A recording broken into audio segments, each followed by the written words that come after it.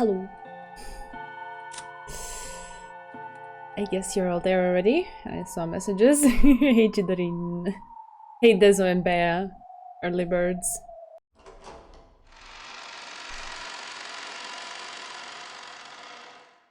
Hey hey.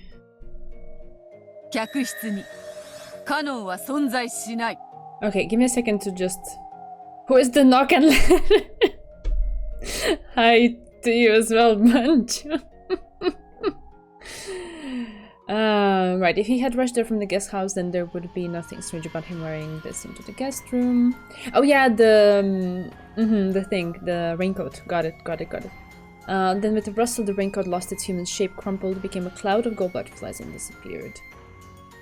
Inside the coffin of the closet, nothing remained except an empty darkness. Alright, Canon does not exist in the guest room. We're diving right in? I mean, yeah. What else are we supposed to do?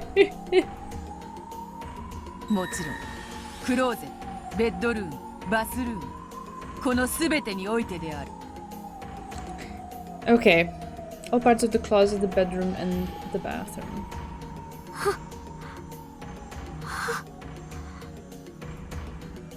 Yeah. I'm the one who knocks, yes.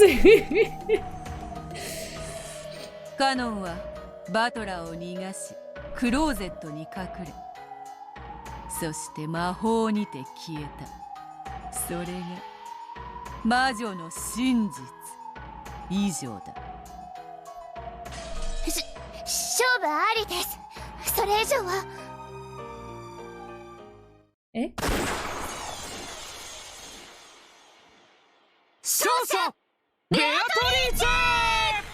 Okay. How did she, like...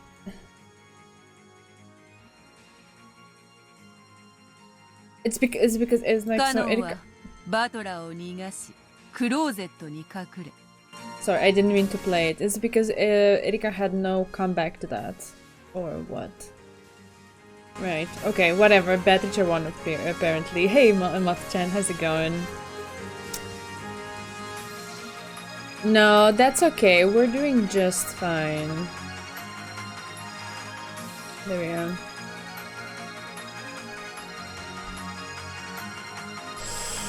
Alright, the attendees let out a cheer.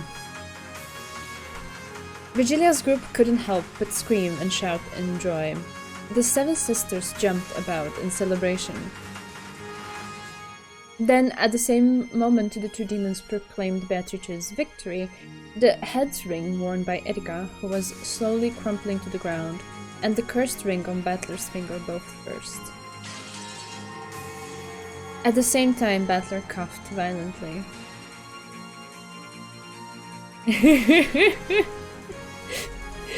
I had to do that one manually though. It wasn't auto mode, yeah. Canon magical boy, I suppose. Battler was starting to regain consciousness. Oh, that's so cute. Batora! That's the cutest Batora I think we've heard the whole novel. Oh.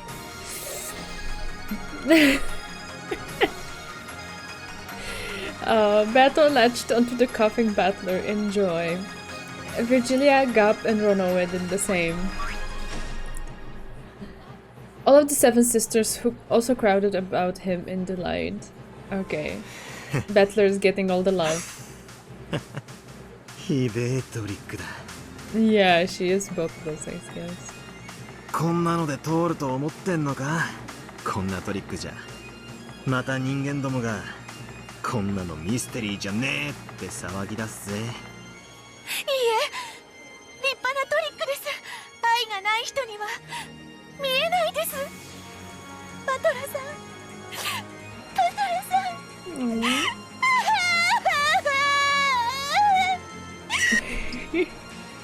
エリカ卿エリカ卿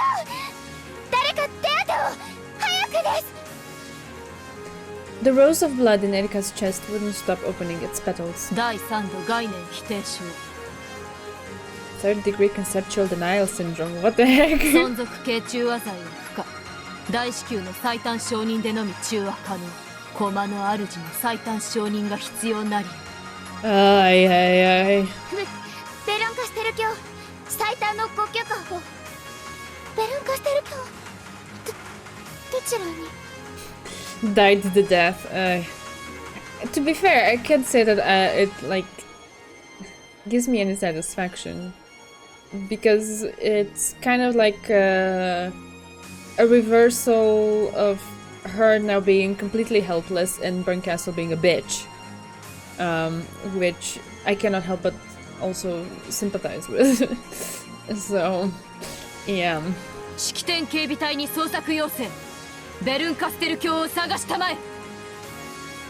了解であります。オールシエスタ、データリンク、捜索体制。Auto scroll coming in, that's okay. 卑劣主が駒の決闘を見届けないなんて Hey, bad. 卑劣が過ぎると知れ After learning that her master was already nowhere to be seen, Erika, who was being held by Delanor, didn't feel lonely. On the contrary, she was relieved that she wouldn't need to be brutally scolded in the last moments of her life. Okay, okay. 神と悪魔たちよ、彼女の高潔なる散り際をどうか語り継ぎたまえ。高潔悪役ってのはきっちり無様に散って主賓を盛り上げなきゃ Amazingness で coming す in. I mean, Erika was an antagonist, right?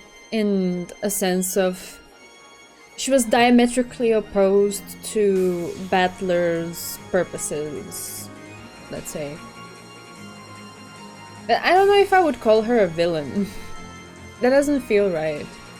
It feels in a way also a bit dismissive of her better parts. So. Erika didn't see there's enough reason for her to die. I mean, I didn't like it. I didn't like it at all. I didn't like a lot of things about her. That doesn't mean I feel satisfaction right now, because I really don't. Hey, Zeku.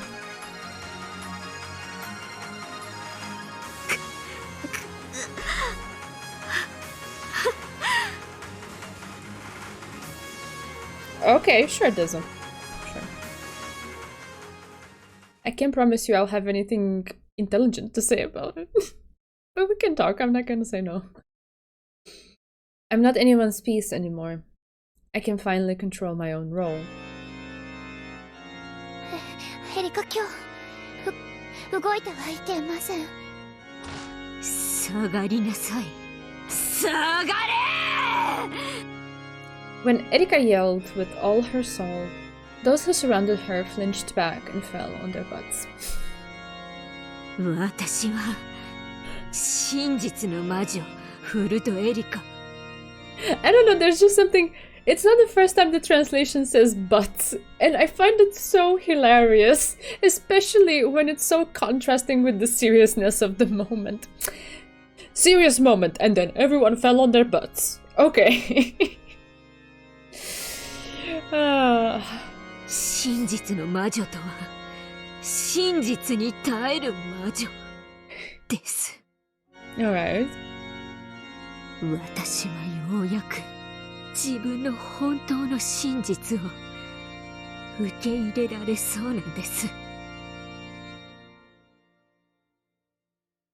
The toxin of her own concept being denied raced through her. Her vision was already starting to blur. At the other end of her twisted range of vision were Battler and Beato hugging each other and looking at her.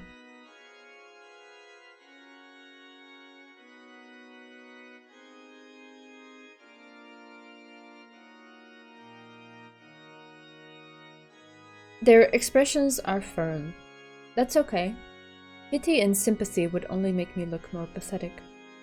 That sort of expression is a loser's greatest salvation. ヘリカ卿、もう決闘は終わっています。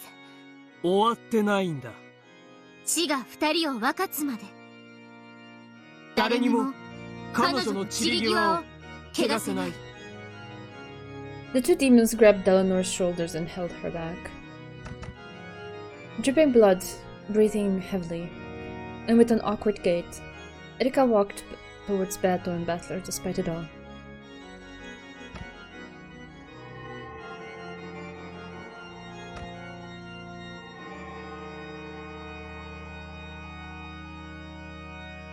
As the blood dripped from her, it became golden flower petals, which drifted away.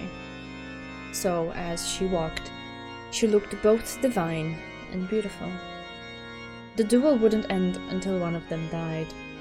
So, even though the outcome was clear, it wasn't over.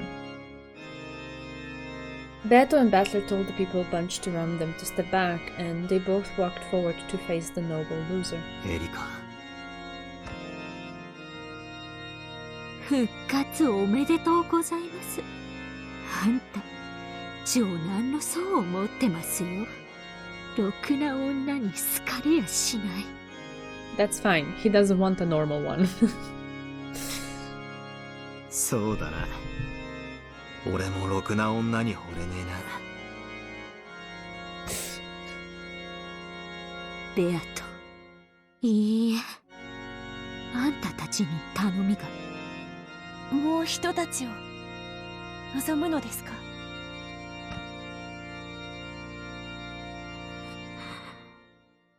えな。エリカ。受けようぞ。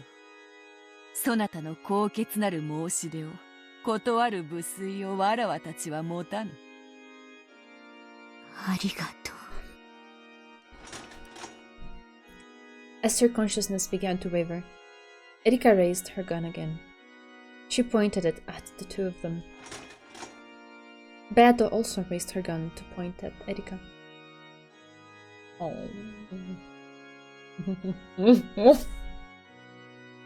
Okay. This is so dazzling. I can't even look at it straight. Oh god. Oh my god. Oh, it's so cool. We've come a long way, very, very long way. Oh. Poof. Okay. There must be a version of this in HD somewhere. Please share. This is so good. Then Battler placed his hand on hers. もう決着してるのに、これ以上何の論点があるというのです。エリカ様。私はなぜ何の力にもなれずここに。見届けなさい。それが親友の仕事でしょ。Oh, bless Delanar. She's so precious. Both sides silently loaded their bullets of truth without saying a word. The color packed into each barrel was red.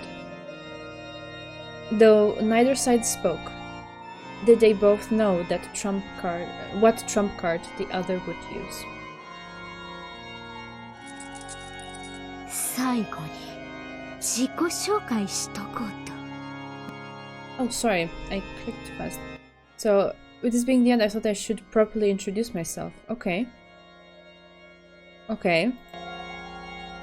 What's she saying? This late into the game. Oh my god, what does this mean? Oh my god, I'm stressed. No one could imagine what red truth Erika had loaded. ベアト。いいのか。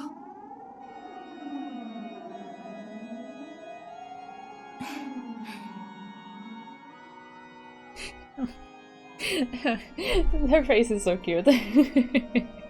Hey, Viper. Furu to goだ。はい。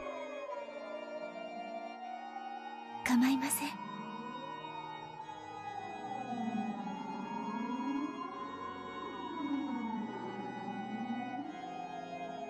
I'm not sure what you're referring to this one. わかった。せめて最後の引き金は一緒に。分かってるぜ。I'm stressed for everybody because I don't know what this means. Battler placed his own hand on top of the finger that Beto had around the trigger. 会えてよかった。俺たちは永遠にずっと一緒だ。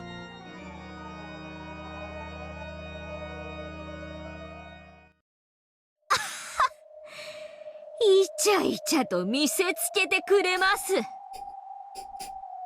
ついてきてたんです。やっぱお涙で退場は私の好みじゃないです。やっぱ悪役は最後の最後までこういう面でなきゃ。いい面構えだぜ。お前との結婚生活もヘドが出るくらい楽しかったかもな。What is this sentence? What the hell? Right, expose a part of Beto's heart. Okay. 当然です。毎日のけぞらせまくってベアトさんなんか忘れさせてあげるくらいの快楽の世界に閉じ込めてあげたのに。What am I reading? お前ごとき小娘、バトラーを虜にするにはまだ1000年早いわ。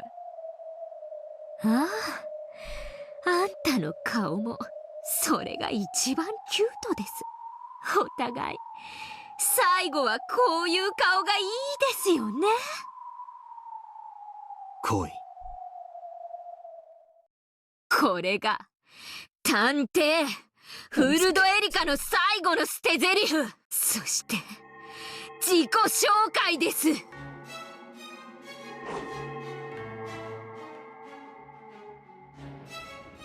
はじめまして、こんにちは。探偵フルドエリカと申します。招かれざる客人ですがどうか歓迎を。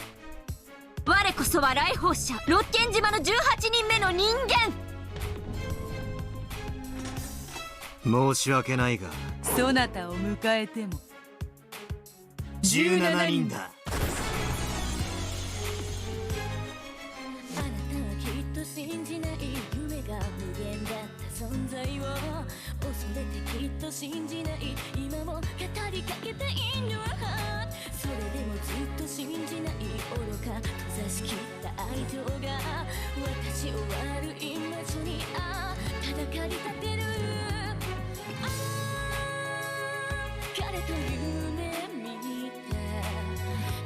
Sorry, I'm just trying to read this, but I don't know if it like makes any like it says anything special. Rudolph, Kyrie.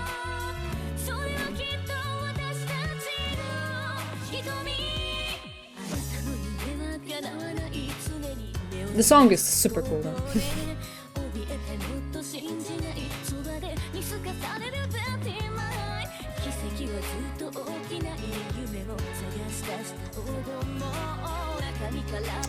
Aww, Amakusa Juza and Pachiko.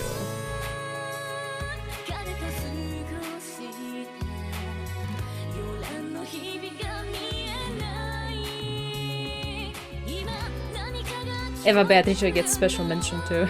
Cute.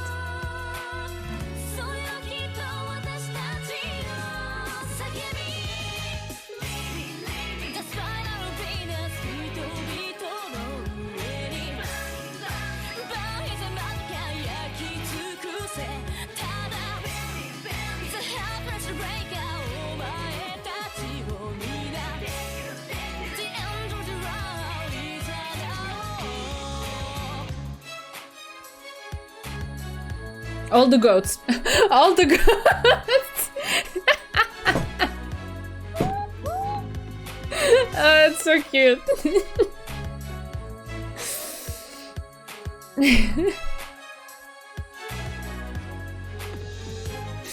Okay. That was really fast. There's so much fan art of this final moment of Erika's. All right, I'm sure we'll see quite the collection of it. Hey, Clinton. Yeah. Okay, we have trophies, blah blah blah. Okay. The Gold Witch has prepared a gift in commemoration. Okay. Sure.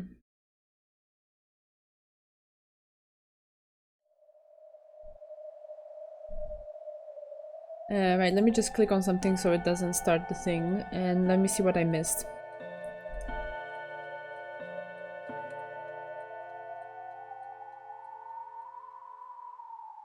Right. They shot the rat, we can finally breathe in this. It's alright. With the rat at 17 mammals. Yeah. Like, I didn't even understand that line until some months ago, and I already read Umineko. Which line? The one with the number of people. It said under canon died in the second Twilight. Okay. I mean, technically he lost the duel, right? This is the most important red truth that will help you understand better. Helping me understand is quite the undertaking. Yeah. Let's put it that way. I'm here for the party, where's the fizzy drinks? I mean, there will be a tea party, so yeah. At my cocktail umbrella table, oh yes. And, I see, that's why you said that you were visiting Zekuto's school table. Yes, yes, yes. Goat Big Brother mentioned, alright. The only important information that Credit Scroll's canon died in the second Twilight. Okay. What are your first thoughts after Credit Scroll... sorry. The chat scrolled weirdly for me. What are your first thoughts after hearing that even if Erika joins us, that makes only 17 people? Gora was an illusion all along. Yeah, like, I've been pondering this whole... I mean, I don't know if this is it. I don't know if it has anything to do with anything. But I've been pondering this idea for a while, particularly when the whole conversation about Canon and Shannon not counting for full people came along, and like, what does that mean? Because on the one hand, you're showing me scenes and telling me they don't have a full soul, they cannot have a fulfilled love, they don't count as one person each. And then on the other one, you're giving me red truths of like, these people were in the room, Shannon was there, so there were 5 people. I'm like, does Shannon count as a full person when you're doing math? I don't know. What the heck does that mean? But yeah.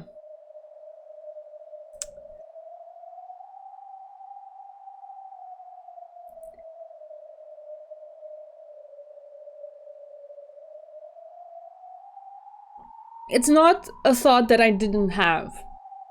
Let's put it this way. How does Umineko math work? Who knows, Buncho? I mean, you guys probably know, because you already figured it out. But I don't.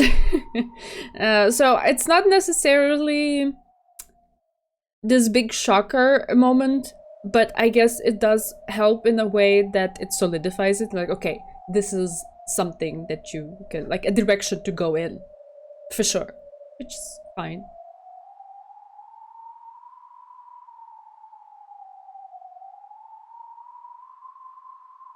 I wasn't saying that it's a metaphor.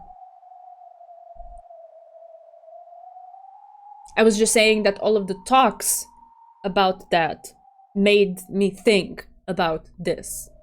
And how... like, I was starting to question the math of everything. But, like, it's always felt a little bit weird when they used, like, a number of people in these things. Like, there were 3 bodies that crossed into the in and out of the guest room, right? And like, what does that mean? Why are we focusing so much on the numbers and like, where are we going with that? Ah, okay, that's what you meant. I don't know what it all means. I don't know. Wait, how do I... okay, like this. Tea party is here, yeah.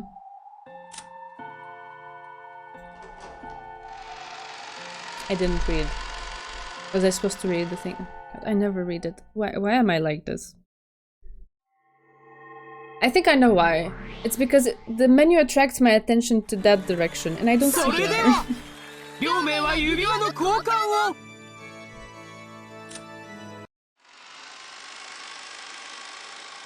So sorry.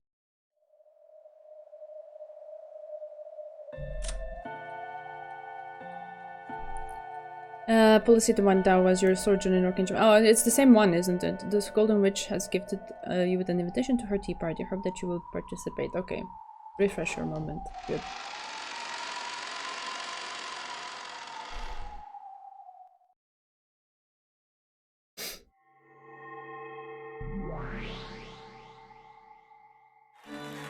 それでは両名は指輪の交換を Beto took Battler's hand and put the ring with the seal of the one-winged eagle on his finger. いいのか領主はすでにあなたです。ですからこの指輪はバトラさんのものです。本当にいいのかこれはお前が生み出した世界そして物語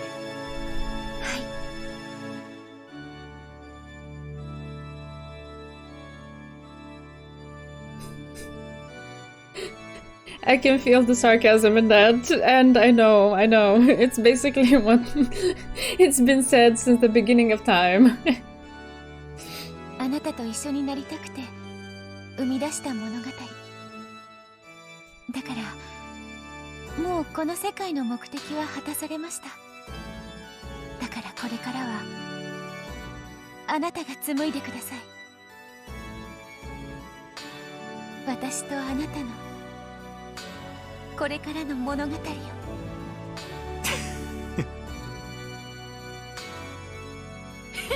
てんじゃ勝手が狂うか。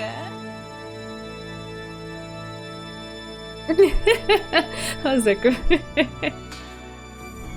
You know,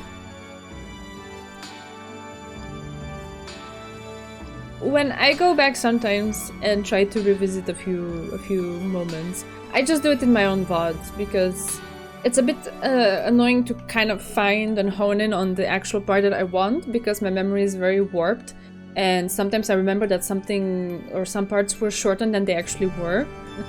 And then I find myself realizing, oh wait, this stream is coming to an end. This is not where the part is, it's in another one. But anyway, as annoying as it can be sometimes, this also makes me just revisit a few moments that I didn't necessarily intend to. And I look back at myself and the thing that captures my attention is not really, oh, by rereading this, I'm having this revelation about something. No, the thing that captures my attention is just how much fun I was having in the moments where I wasn't trying to force anything or to think about how the pieces fit together. In the moments that I just simply sat there and vibed with the characters and what was going on. And I was so happy. It was so fun. So, yeah. There's something to be said about that too. I think that's very important too. The face, yeah, it's Bato's favorite face to make, I guess.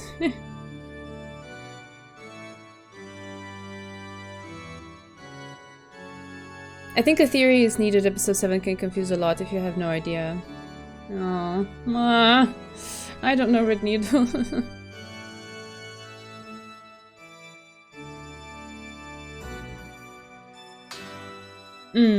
I see.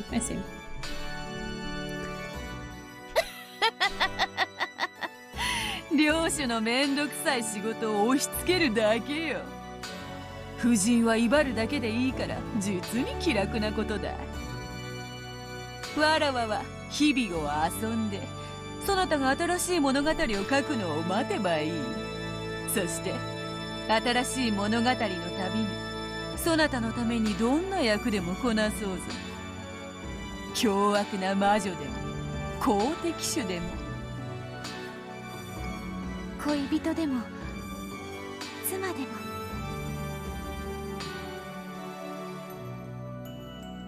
俺の物語は激しいぞ。 The way she went cute for those last two words.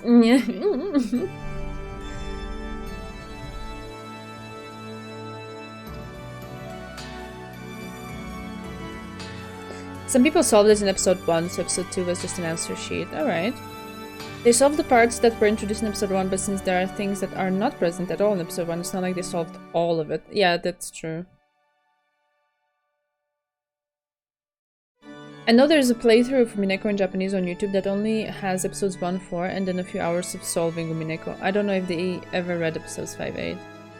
I mean, it's their prerogative. They can do it however they please, you know?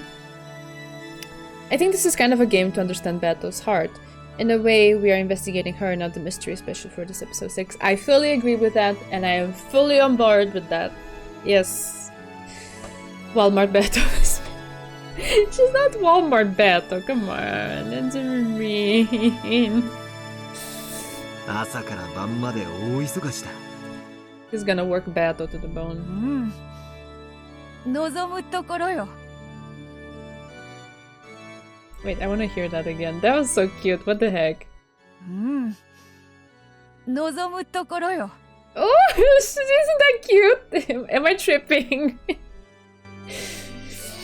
Beto's hand relinquished the ring of the territory lord. Oh, God, I can't take so many in one episode. Come on, my heart. Oh, it's so dazzling. I can't over here. 1-4 is enough to solve pretty much all of Umineko. This much is true. I know because I know several people personally who have done so. But even if you know the solution, there's so much fun to be had in the answer arcs still. Yeah, I can see that. Voice actors will be flattered by such a reaction. I think she's received enough praise because she's amazing. Yeah. Oh, how cool is this? From Battler, she received a silver ring with a crest that could only be worn by the wife of the territory lord. God, having a wedding, I still can't grasp it. She looks so happy, yes. They both look super happy. Which means in 3, 2, 1, there's gonna be a tragedy happening. Like, someone is gonna be turned to mincemeat or something. Like, I just... I don't trust the happy moments. Like, I enjoy it. And I pause it to enjoy it, because definitely after this something bad is gonna happen. Then they exchanged their rings and their wedding was complete.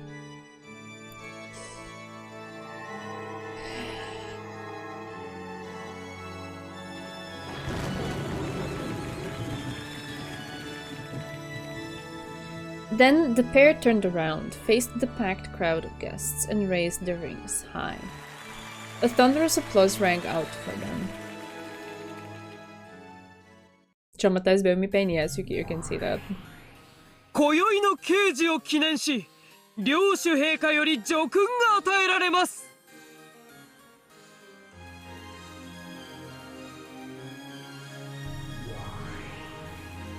呼ばれたる者は前へ。 At Battler's nod, Beto read the name of the first guest to be recognized. Canon. Oh. 前へ。カノン君。 A girl goat pushed her way through the crowd, took off her mask, and yelled.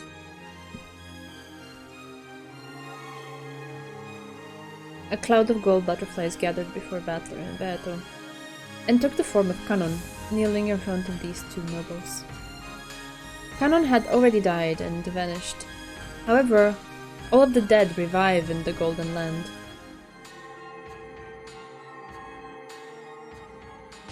Canon, ここに。そなたは囚われの身となっていた我が夫の危機に対し。My husband. See, for this I do need a little time to adjust. Not so much for the 17 people, but for this. Okay. Being extremely close to the idea of magic in episode 4, I could not understand Beato. I mean, episode 4 is not so much about Beato, is it? It talks a lot about magic, but I feel like the forefront is taken by Ange and Maria.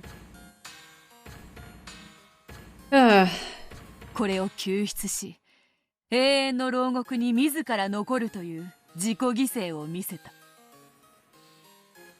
その献身、叙勲に値する。よって、その身の復活と士官を許可するものである。はっ、ありがたき幸せ。カノン君、ヨシア君、ヨシア君。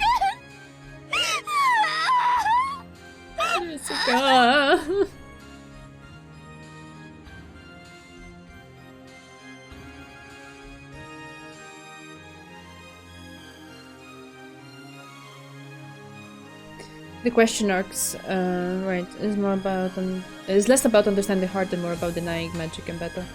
I mean,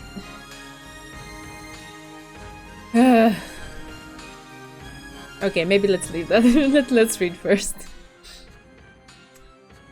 Jessica raced forward and landed sobbing in Kanon's chest. Kanon patted her head gently and held her. 家具として使えるんじゃないぜ。人間として使えるんだぜ。そこの意味。理解してるよな。はい。After looking at Jessica sobbing, he looked at Battler again and nodded forcefully. そしてもう一組、後ろ宮ジョージ、並びにシャノン。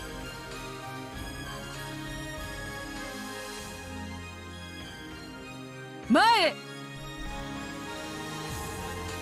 はい。George and Shannon were the next to be called.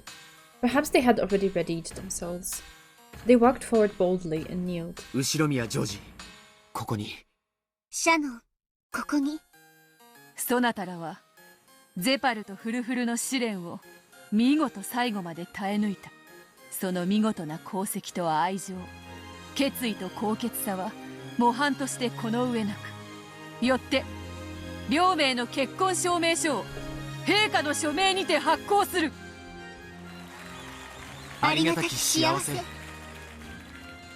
本証明書は何人たりとも異議申し立てすることはかなわない。叙勲者親族一同は心して祝福せよ。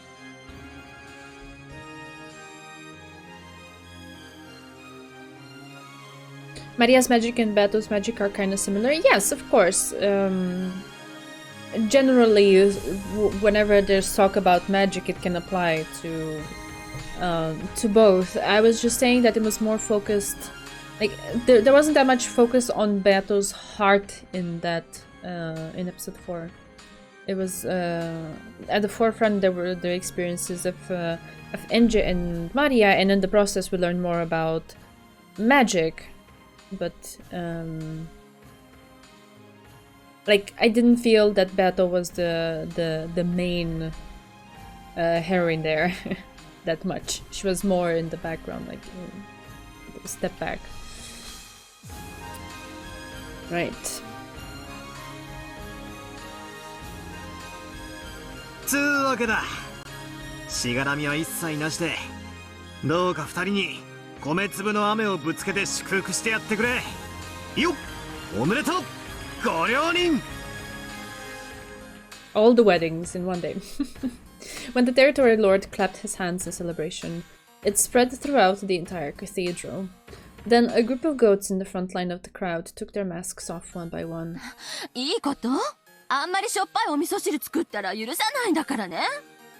それからジョージは少し太りやすいから砂糖は控えめに。Emma is already mothering Shannon.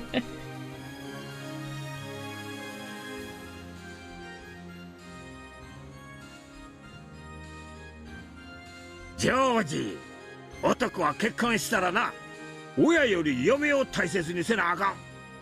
母さんが何を言ってもな、シャノンちゃんをしっかり守るんやで。秀吉。ああ、当然さ。ジョージさん。ジョージはね、きっちり7時間寝ないとダメなのよ。夜更かしさせたら許さないんだからね。背中を流すのも耳の掃除も妻の仕事なのよ。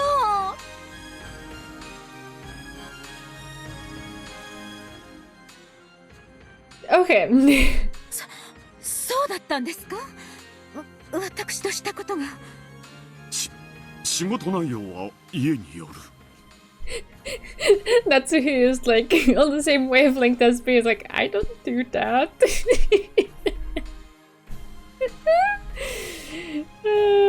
The two culprit, the small bombs. Perhaps Gideon knew this wedding was coming. ルドルフさん、妻を大事にしてる？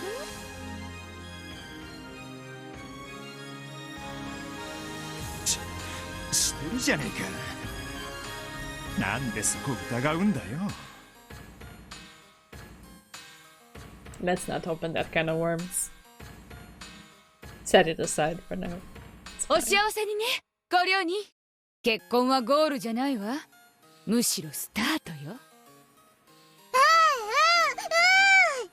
Aw, precious Maria. We haven't heard her voice in so long. おめでとう。僕たちも負けてられないですね。絶対負けねえぜ。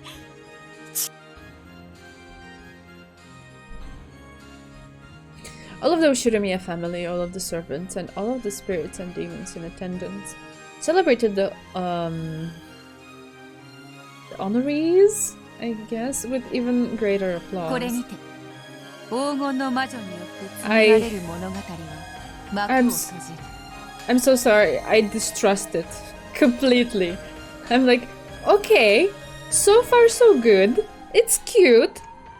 I'm not saying I don't dig it, but I'm bracing over here. Imagine if Beatrice turned around now and said that she was pretending. Please, no. We've been there enough times, okay? We've had another flavor of that this very episode with Erika. Please, just enough of that. Pulls out the contract and pay.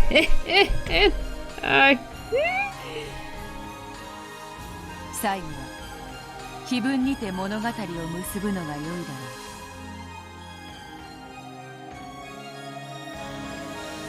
う。以下は黄金の魔女の碑文による黄金鏡の章。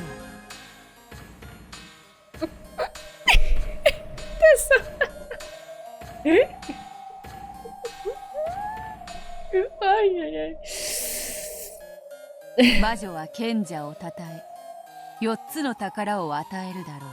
1つは黄金鏡のすべての黄 Who the 金。 fuck cares about the gold anymore? 1つはすべての死者の魂をよみがえらせ、1つは失った愛すらもよみがえらせる、1つは魔女を永遠に眠りにつかせよう。安らかに眠れ、我が最愛の魔女ベアトリーチェ。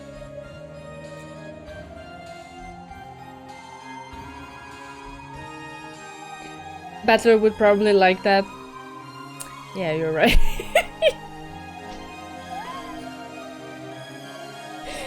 I mean, yeah, he did express that this is the kind of woman he wants, so there you go, Batora. Be happy.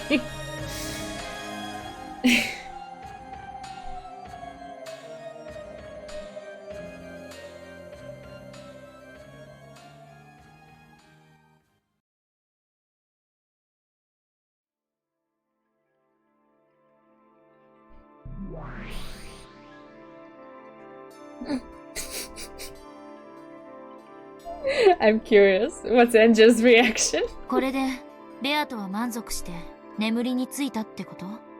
そう解釈するのが妥当であろう。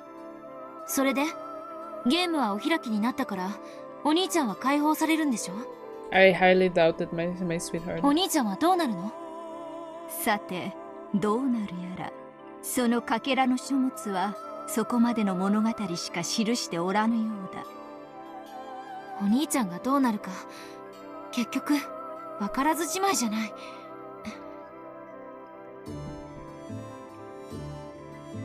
It's not as though anything will come out of it anyway.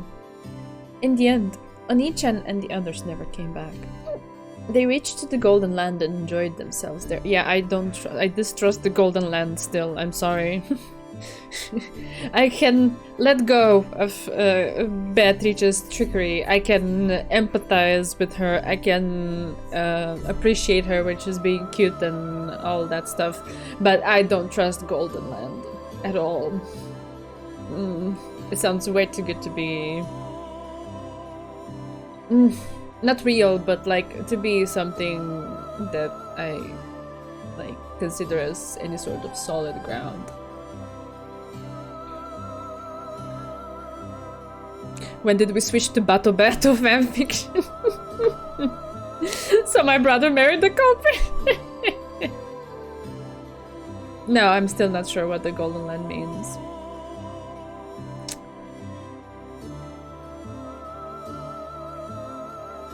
So says the tale, but in reality, everyone died in that horrific accident. でもいろいろと興味深いことが知れたわ。あの島はやっぱりとんでもない幻想の島なのね。まったくだ。そしてそなたの朗読はとても素晴らしいものだった。なんだかぶっ通して6時間くらい映画を見せられたような疲労感だわ。Get in line, Ange. I've been doing this since May. 疲れた。後宮エンジェ、本当にご苦労だった。我が退屈はそなたの朗読によって癒された。このフェザリーヌ、数えることも忘れて久しい年月ぶりに心よりそなたに感謝するぞ。感謝するなら私にも何か助訓してほしいわね。ふむ、何が良いか。少し時間をもらおう。考える。Featherine sat down in her rocking chair and rocked it gently, apparently trying to think of something. 後宮エンジェ、本当にご苦労だった。よくぞ最後まで朗読に付き合ってくれた。これにて我が巫女の任を解く。そなたは元の世界に戻り、そなたに与えられた運命を再開するがいい。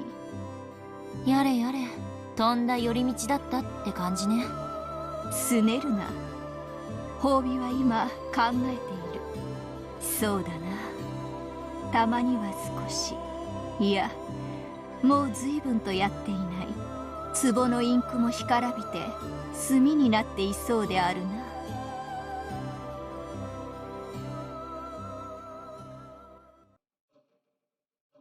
It hurts, please stop, thank you. Even after the tale ended, Ange and Hachijo's debate over it continued for quite some time. It was very serious and fiery. Ange had acknowledged that this tale was no crazy literary work, but a new message bottle which had drifted here once more from the Rokkenjima of 12 years previous to tell her of a single possible truth. And it seemed as though she had found her own interpretation of the truth she thought the tale was trying to tell. Of course, that was only one truth, and it did not mean an end to her journey. Still, this interpretation had its place. It wasn't sufficient to fill the 12-year gap in her heart. However, for now, she was content just to enjoy the feeling the tale had created, along with the bitter coffee Hachijo had made. ありがとう。最後まで読んでくれて。そしてあなたの考えと感想をありがとう。きっと一番最初の無限の魔女も喜んでいると思います。なんだ、素直にそういうことも言えるじゃない。最初っからそういう口調で喋ってればもっとファンも増えるんじゃない？あなたという素晴らしい読者を称えているだけです。物言わぬ、考えることもできぬ豚どもに読ませるくらいならば、あなた一人のために原稿を記す方が、私に与えられた寿命という時間をよほど有意義に費やせると言いたいだけ。だからそういうことを言わなきゃいいのに。ま、一応は褒められたと思っておくわ。さて。I get the feeling that I've spent a really long time here. It feels as though I've spent a major fraction of my life here. It should feel uncomfortable sitting here on a sofa in someone else's house, but for some strange reason it feels as familiar as my own home. However, the clock shows that it's been only about 2 or 3 hours since I met her. My sense of time feels very strange. お連れの方は遅いですね。長電話かしら。男のくせに気持ち悪いやつ。He said he was going to make a scheduled report to Okonogi-san, didn't he? Even though he was told that he could use the phone here, he declined and went to look for a public phone somewhere. Something about how he didn't want to risk being bugged. It was too ridiculous a point to argue, so I just left him to it. 公衆電話って遠いんですか？通りに出てずっと下っていけば角のお店にありますよ。Ah, the days. これでおいとまします。The days of payphones. これ、洋館代にでも。そのお金をあなたに払ったら。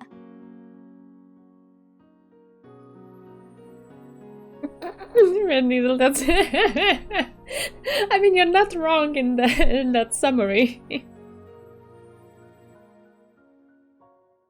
Alright, yeah, well, it is an investment. And it's not necessarily the amount of time, but it's definitely an investment of heart. So it can feel like much longer than a certain, time frame.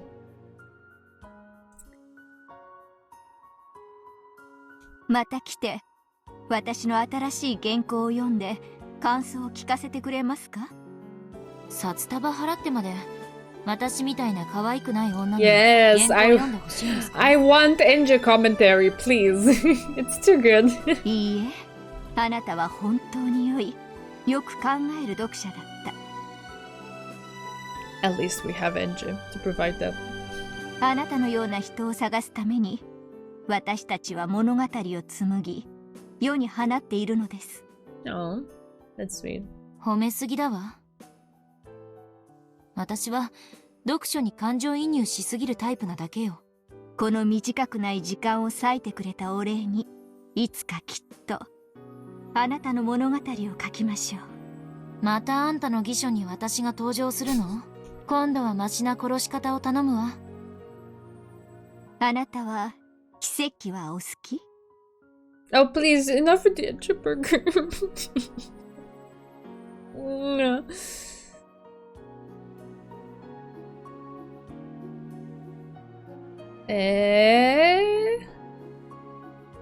Okay, I don't know what you guys are on about. It's fine. ご都合主義？昔は嫌いだったけど、最近は大歓迎よ。ただ、口が肥えてるんで、ビルから飛び降りて無傷なくらいじゃ、もう奇跡には入れてないけど。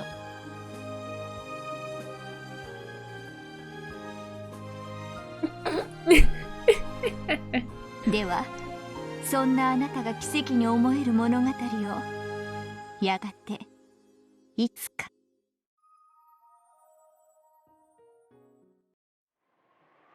どうも。突然押しかけて、ひどいことばっかり言って、すみませんでした。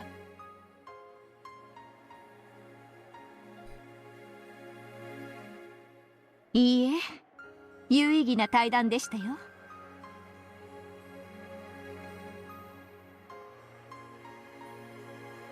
編集局長さんにまたあなたとの対談をセッティングしてもらおうかしら。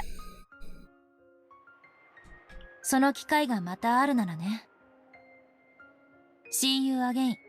Have a nice day. ええ、またいつか。あなたの真実にたどり着けますように。ありがとう。もしあなたの真実にたどり着けたなら、あなたの真実もいつか物語にしてみてください。あんたらの魔女仲間になれと？どうかしら。文字書くの苦手だし、良き読者が良き執筆者とは限らないわよ。Oh, I'm sure you're a splendid writer, Ange. いやいや、全く。私も人の本は全く読めませんし。やれやれ。Wait, what?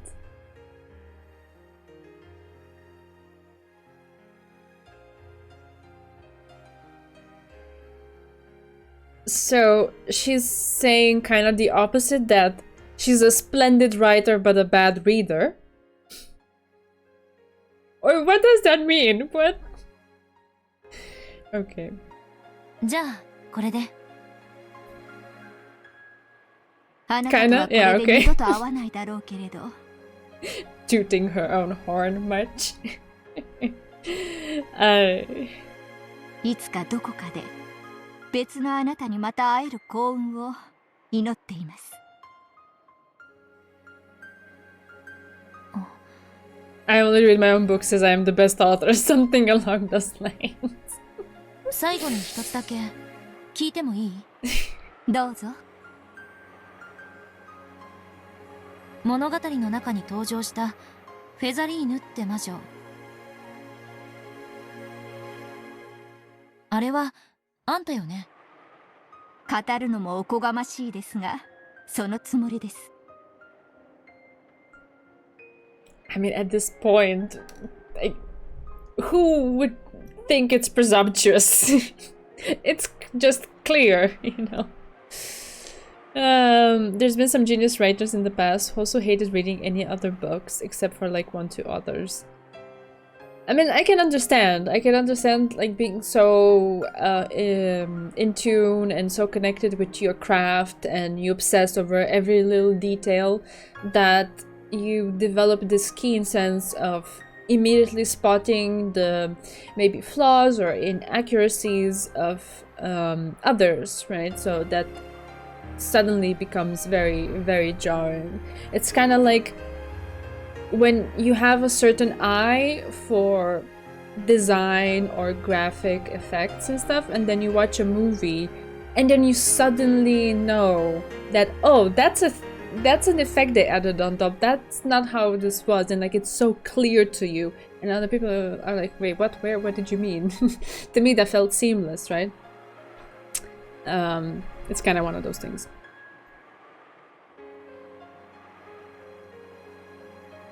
Oh. こういう質問もおかしいんだけど、あんたがフェザリーヌなの？フェザリーヌがあんたなの？さて、何の話やら。Auto status.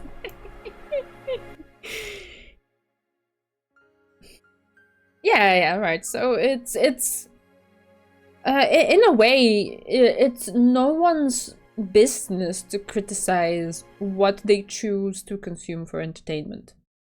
And if they're only entertained by very specific things written by very specific people, that is their prerogative. Right? What else? Are you gonna go tell someone how to live their life and how to be entertained? No. Yeah. Are you Featherine or is Featherine you? That's what I wanted to read again. Okay. I haven't the foggiest idea what you mean. The mysterious woman remained mysterious to the end. And so I made it through a day I had no memory of, and the following day I took a boat to Nijima. I'll probably never see her again. However, that just means that I won't see her. The other me's might, somewhere down the road. Just as I was able to reach several truths, I pray that they too can reach their destinations. Are you Ryukishi or is Ryukishi you? Yeah, pretty much that's what it was. So long, Featherine. If you ever write a better story, please call me again. If I'm free, I might drop by. I want more Ange though. Please tell me there's gonna be more Ange. In whatever form. I don't care which form. Just like her being there. And being Ange. こんな豪勢なエスコートは初めてですぜ。I'm not sure I like the tone of the voice that he's speaking with. Okay.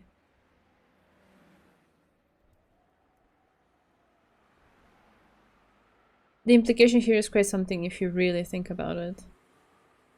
I don't know if I really want to think about it. おこのぎの旦那も招待したいくらいだ。遠慮すれ。もう俺は年だ。飛んだり跳ねたりは卒業したぜ。The person on the other end of the line was Okonogi. Okonogi was also one who tended to move from place to place, so it hadn't been easy to catch him even on the phone. こっちはクールな旅をしてますんで、今んところ飛んだり跳ねたりの必要はありません。スマデラカスミが死に物狂いで探している。情報屋の話じゃ、すでに六軒島への足まで用意させているし、鉢合わせするぜ。予定通りですか。せいぜい5、6人前後のグループだろう。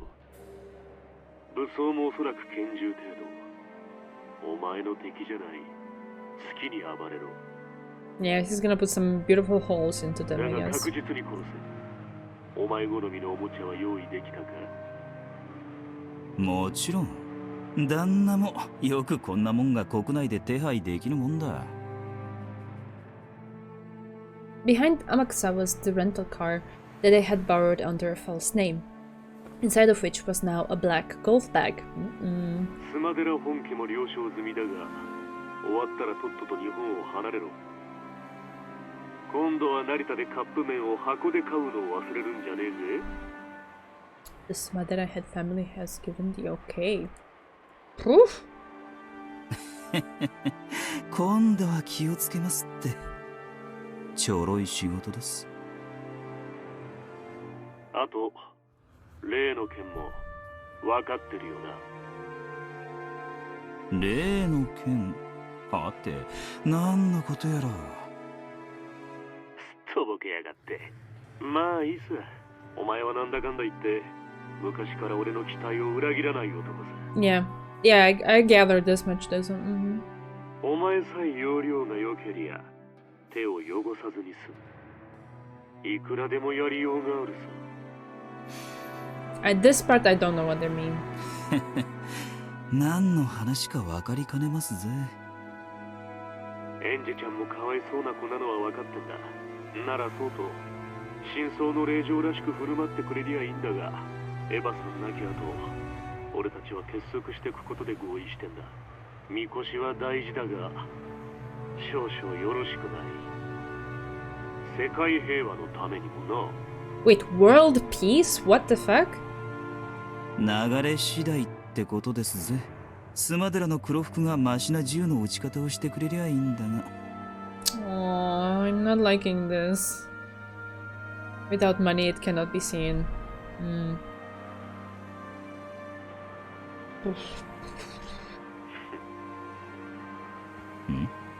なんです旦那。まさかほんの数日のエンジちゃんとできちまったわけじゃねえだろうな。あんなちちくせえ小娘にご冗談を。いや俺は別にいいんだぜ。お前もようやく女にちょっかいを出すくらいには吹っ切れたってことじゃねえか。Oh, move on. Oh, I'm feeling so many conflicting things. 世界の半分は女なんだぜ。一人や二人でうじうじしてたら身が持たねえぜ。おっと、噂すりゃなんとやらだ。お嬢が来ました。そんじゃこれで新島の宿に着いたら連絡しますぜ。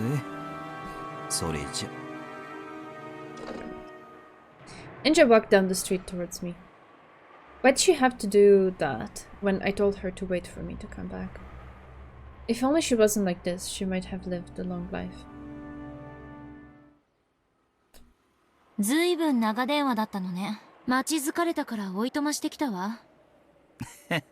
すみませんすみません。お嬢はどうでした？何か面白いことは分かりましたかい？面白かった。収穫はそれだけよ。そいつはクールだ。After Amakusa opened the passenger's side door, Ange got in the car. Amakusa quickly went around to the driver's seat. じゃあ港へ向かいます。旦那の情報じゃスマドラ家が網を張ってるらしいですぜ。それに引っかかるようなら、私の運もその程度。引っかからないなら、六軒島は私を待ってるわ。任せましょう、運に。運か。どうするか決めかねている時、あるいはどうでもいい時、コイントスのように運命に身を任すのも悪いことじゃないわ。へへ。なら俺もそいつに任せてみますかね。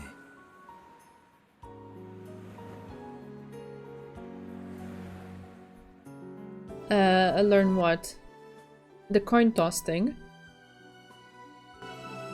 嫌いじゃねえや、そういうの。ボディーガードが運任せとか言い出したわ。最悪。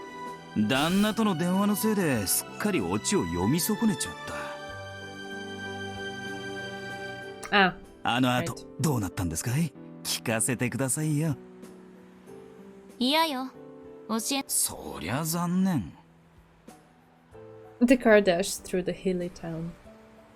It would not return to Hachijo's house for all eternity. However, Ange didn't get sentimental about it.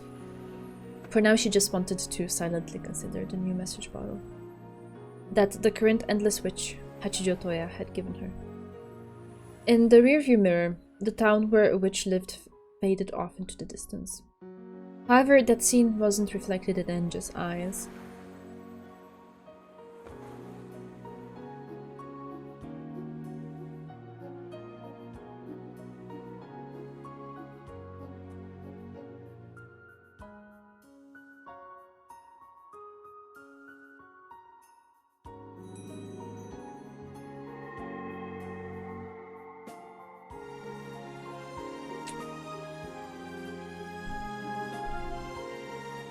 I don't know if I would say it's peaceful necessarily, because it feels like it left something looming in the distance of their near future, you know? Yeah. Yeah, I don't know. My gut feeling is that it's likely just complicated, like it is for any other character in this novel. They all have complicated circumstances and make complicated decisions. Oh no, no, no, no, please don't.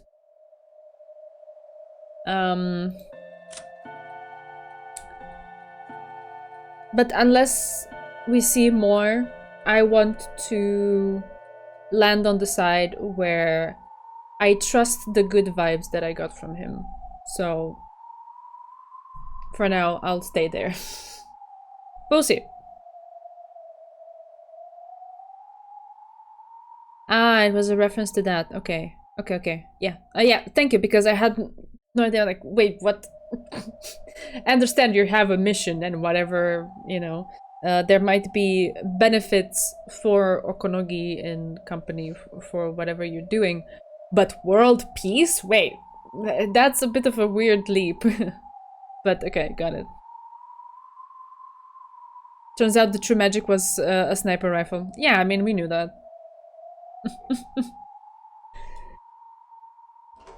Welcome to the tea party of the unhuman.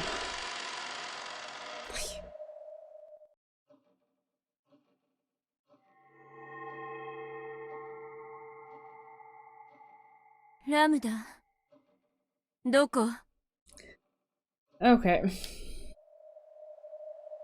This is a moment for Chidorin.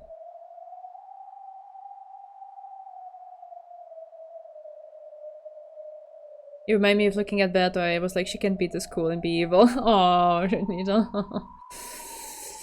just having to say that felt like admitting defeat, and I didn't like it. Why is it that she's always so obnoxious and clingy when I don't need her? And then won't answer when I call her name? Because she's a witch.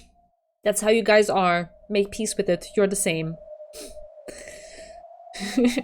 Where am I? Annoyed by the completely predictable ending, I had left the cathedral. I had planned on finding some terrace with a cool night's breeze, where I could kill time until the end of that farcical reception. 確かに人の顔を見たくなかったから人気のない方へばかり進んだけどさすがにこれはいないにも程があるわ I, the Great Burnt Castle, am lost? A miracle like that certainly couldn't happen. Yes, miracles don't exist in this world. To create a miracle, you need an amount of time that can never be reached, a period that is no different from infinity.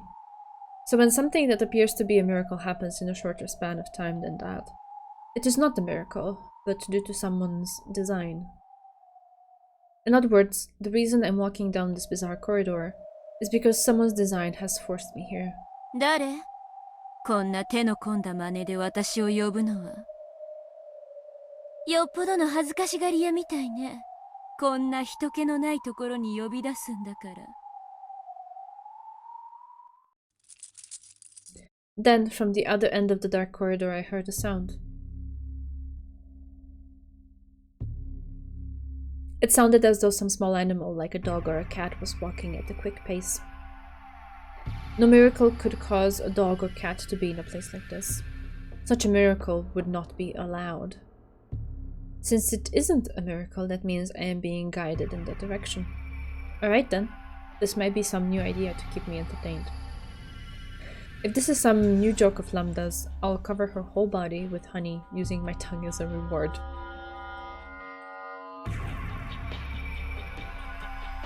Let's not dwell on that. And then I'll stick parasol chocolates into her eyes and tell her to never do it again.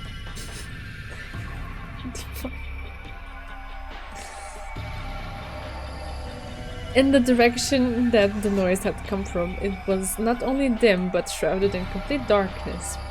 However, I could sense something in that darkness. There were two emerald green glints, probably cat eyes. The eyes of a black cat that blended well into the darkness. あなたが呼んだのそれともあなたが使い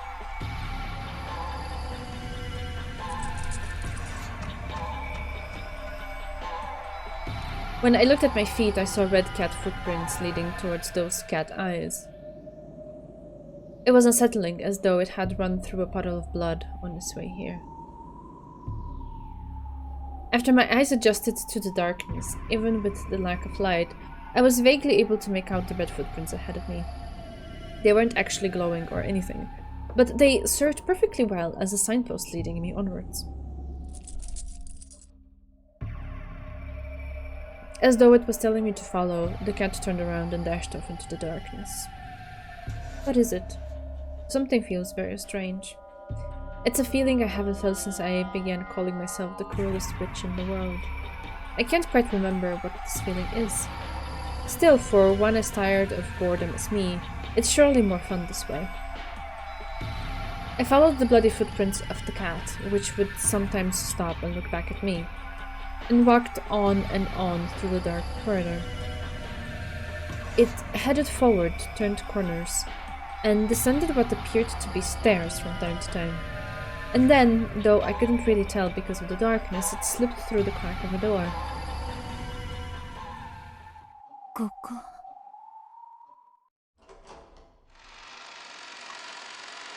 I pushed the door open slowly, but it was dark on the inside, just like the corridor. However, the air and the slight change in the echoes made by the footsteps told me that this was a room, not a corridor. The sounds of the cat's footsteps were gone. However, the bloody footprints remained. on the other side of some sort of wooden screen, under what looked like a small spotlight, that same black cat was noisily gobbling down a bowl of pet food. Oh. It's not really pet food, is it? It's something more gory. I see. So this is its reward for bringing me here. 猫、お食事中悪いけれど、そろそろあんたの主人を呼んでちょうだい。それともまさか、あんたが私を呼んだ本人ってわけじゃないわよね。Talking to it didn't cause it to turn around. Well, I guess it is an animal eating its food. If I kick it away, it will probably run off to its owner.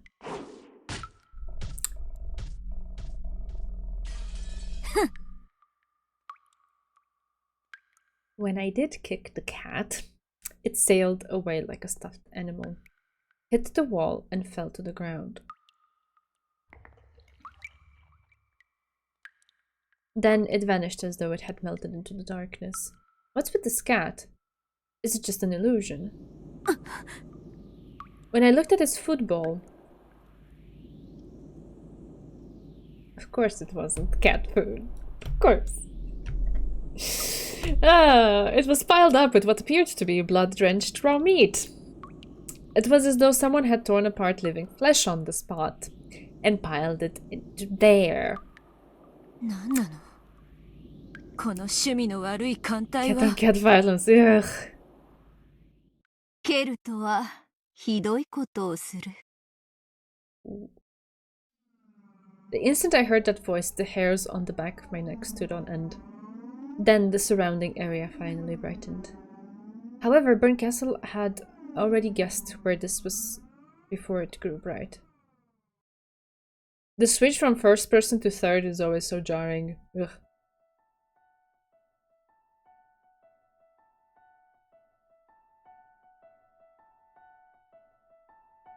そなたであろうが、その猫は肉を食らい選ぶ道もあることを学んだ猫よ。久しぶりであるな。あんたが教えなきゃ気づかずに済んだ道よ。肉の味を教えた化け物。生き返ったのね。フェザリーヌ・アウアウローラ。アウグストゥス・アウローラであるとそなたには何度教えても覚えぬな。よい、それもまた懐かしい。噂は聞き及んでいるぞ。奇跡の魔女ベルンカステルを名乗り、あまり褒められぬかけら遊びをして回っているとな。あんたの真似をしてるだけよ。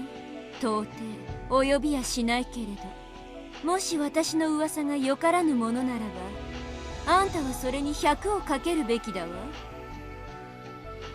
Burncastle sat unreservedly in an antique chair, as though she was already familiar with the place. 何を怯えているか。私はこれまでで最も長く過ごした巫女との再会を喜んでいるだけであろうが、使いの猫がそんなにも気に入らなかったか。By all appearances, Burncastle's manner seemed relaxed. However, Featherine admonished her, telling her not to be afraid. And judging by the expression that rose to Burn's face, Featherine had been right on the mark. 私に対する当てつけにも程があるわ。血の足跡を残しながら歩き、血まみれの肉を頬張る猫なんてね。怯えるな。よく見よ。血まみれの肉を頬張る猫などどこにいる。そなたを迎えに行った褒美にビスケットの皿を与えただけではないか。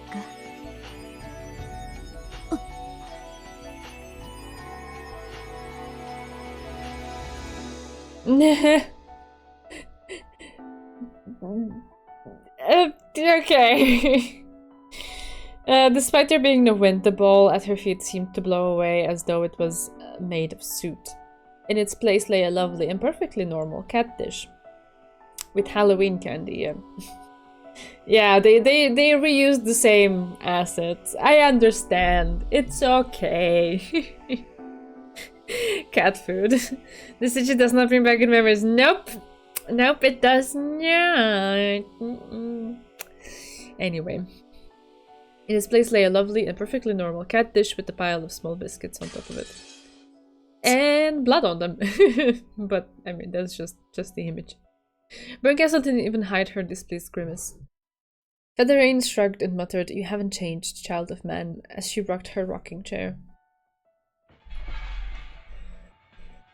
相変わらず不愉快なやつだわ。でもね、今は愉快よ。あんたの真似をしてるとね、本当に退屈しないわ。なじれ、好きに。かつて別れに際し、そなたに許した置き土産だ。口の悪い巫女は退屈しないから好き。なち、バカバカしい。あんたを喜ばせるくらいなら、口をつぐむわ。それで、何の用？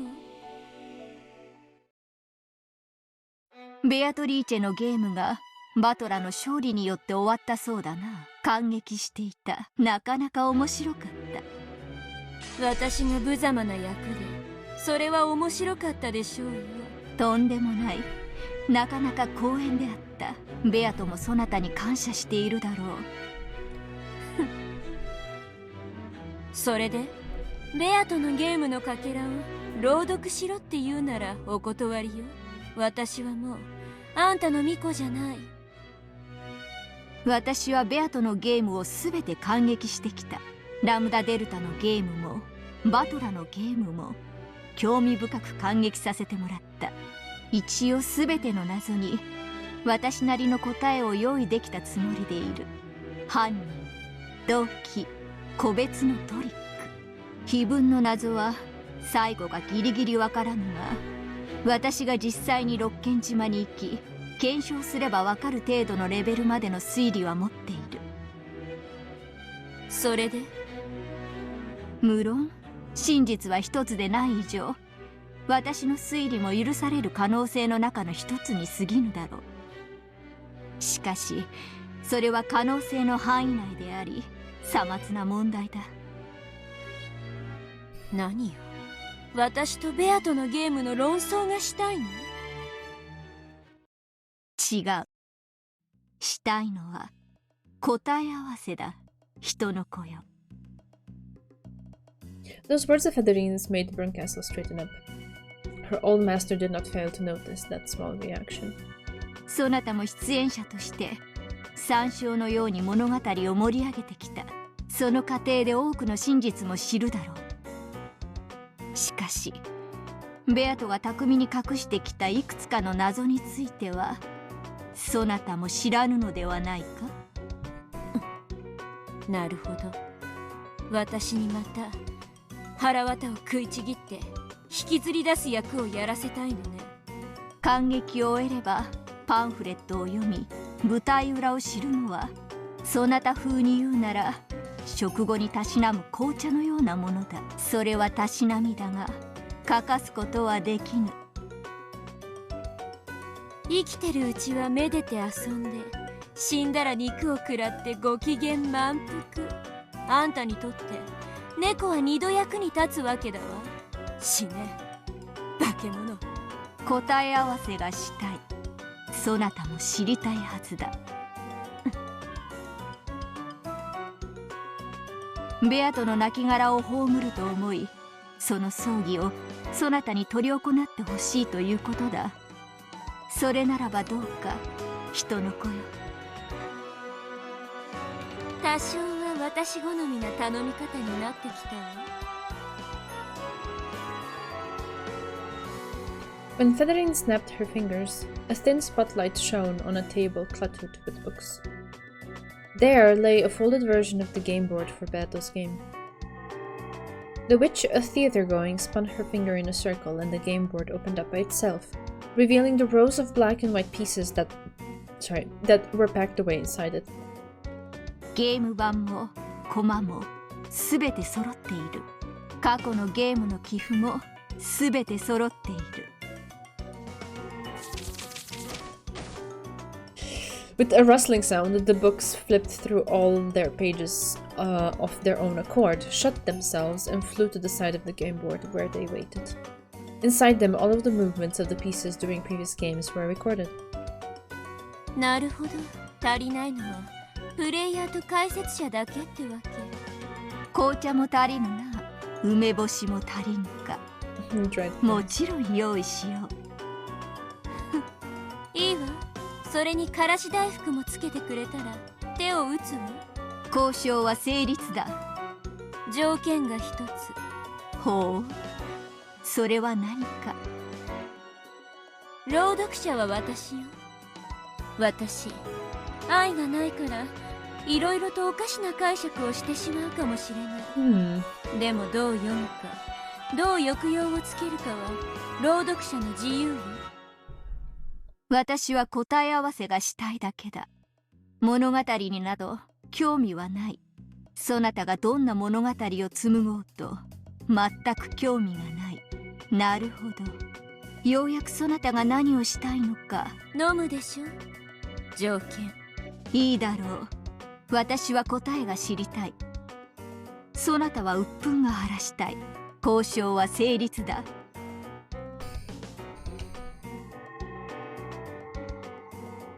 When Featherine snapped her fingers once more, a large chair appeared as though beckoning Berncastle to sit there.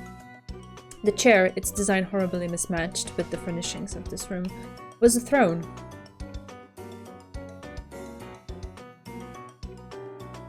Wait, I've seen this before. This is... 認めようぞ。座るがよい。ゲームマスターはそなただ。いいのね。A better reader than Ange-san would say.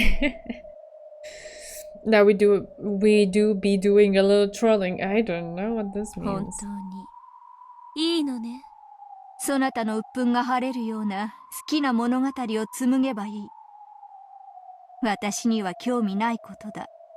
ただし、私からも条件を一つ。私の求める答え合わせをすべてせよ。隠し事も包み隠しもごまかしも一切なしだ。任せなさい。腹渡引き裂いて中身をすべて引きずり出すのは私の最も得意とするところ。あんたの仕込みだもの。紅茶を入れよう。魔法でなく私自らの手でな。主が巫女に茶を入れて信ぜようぞ。かつてベアトは私に紅茶を飲むなら魔女とに限ると言ったわ。我らにはどうやら違うようだな。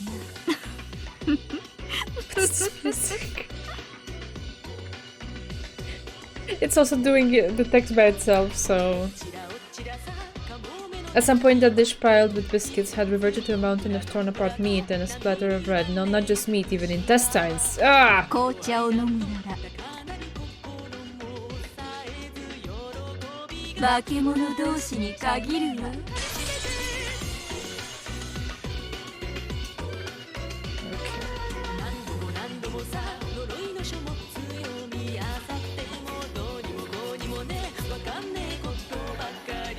Game Master Burn, what could go wrong? Everything.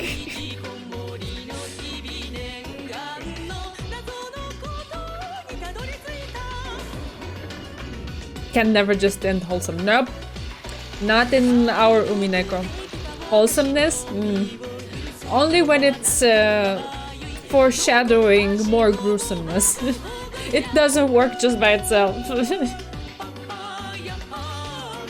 Beto outdated burn activated. Nothing can go wrong this time, right? No, everything will be just fine and dandy. We go in Game Master, 1 game, 5-minute adventure. This literally can't go wrong. Ay, ay, ay.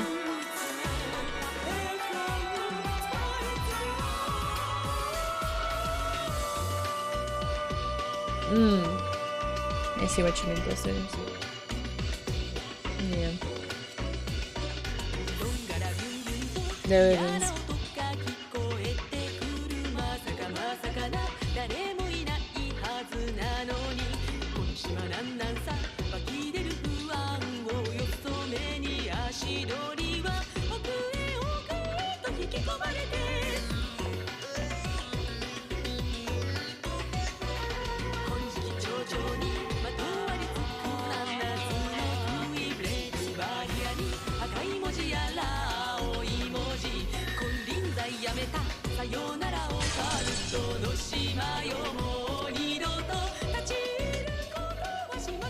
では駒の準備を始めるわ。投資番号で言うと第7のゲーム。そうなる。縁起のいい数字だ。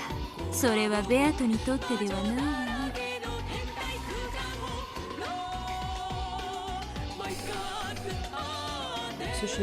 I can't read this. This is too fast. You read it.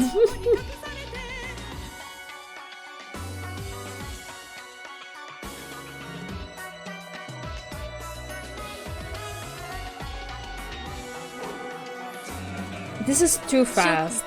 配置 D8 ベアトリーチ。 Okay.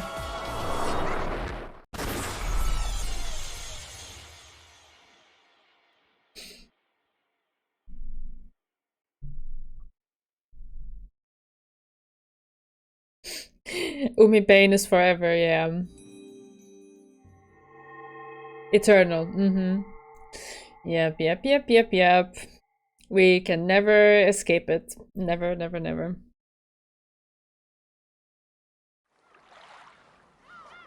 The real highlight of today. I mean, at least Chidrin is enjoying. Oh yeah, the background has changed again. We have yeah, okay. I guess we got the whole encyclopedia here. And something in characters. Yeah, I'm here. I don't know what could be.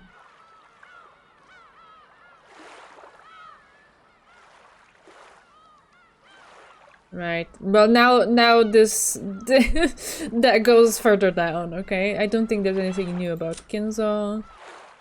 It's just Krause's profile. Okay. Can you like execute resurrect? No. Execute resurrect? No. It's fine. Oh yeah. Oh, you can. Oh yeah, because yeah, she was involved in the first Twilight. Yep. Yeah, you can't really do anything. I don't think there's anything new here. Is there anyone specific that I should check? There will be a new cinematic opening for 7 and 8. Okay. Erika's profile. Okay. I can execute Natsuhi twice. Oh my god. The most perfect kind of corpse, rendering a mistake autopsy impossible while also being completely identifiable. Okay, Erika, let's see. Fell from the pleasure boat Eternal made the second mid-cruise in the waters near Rokkenjima. She was washed up on Rokkenjima on October 4th. Ushiromiya family welcomed her as a guest. She managed to drift to the island unharmed thanks to several miracles, including the life jacket she was wearing. I can execute her, okay.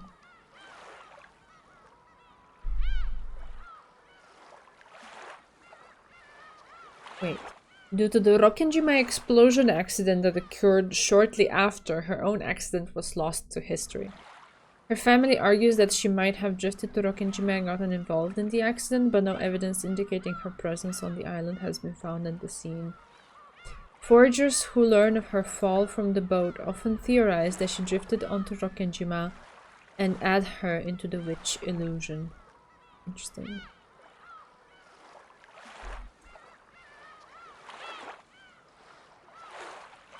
The explosion accident, what the heck? I can resurrect and execute her, okay. Yeah, this is like the same type of text for everybody, I suppose. He's fine. George is fine. I wonder if Shannon and Canon have something different. He is fine. Kitty also has the same kind of... yeah, the same text. Battler. Yeah, nothing there. Nothing for Nanjo. Rosa. And yeah. And oi, Maria. Poor her. This is like sad. Alright.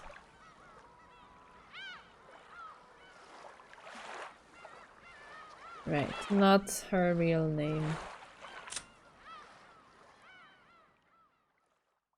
No, we cannot do anything for Canon, okay. Angola and Kumasa are the same. Okay, fine. The implication that Erika might have never actually been there. Yeah, I mean...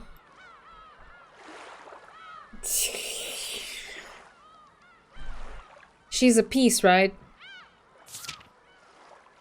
So, I don't know. Depart and Fort Fort. I don't think there's anything different here.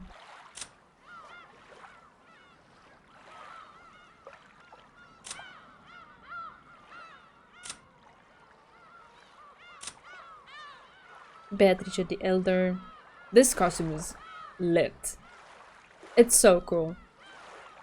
She also has the eagle on her thigh. On the other one than Shannon, I think. Yeah, it's the other one. Explosion accident seems strange. Bombs. Small bombs! Yeah. I think we read these before, didn't we? She was not given the purpose of devoting herself to Battler. A mere shadow for which sealed away by Kinzon. That's what they put in small pranks. Okay. She gave Shannon the golden butterfly brooch. Bay also digs the costume. Yeah, it's pretty cool. If I wasn't here for the Tsubasa streams, did you ever find out what I was trying to get at with the Chesters and why it makes total sense that one of them is that? Yes. Yeah. Bear was also kind of... was it Bear? Who else pointed? No, I think it was you, Bear, who pointed it out to me, who reminded me, because I had completely forgotten. Like, I didn't forget that Maria had little figures that she carried and took to school, and then Rosa broke them. I just completely forgot that they were bunnies. I don't know why. Okay? It just, the detail, like, really slipped away. But yeah, I pieced it together after that. Pieced it together.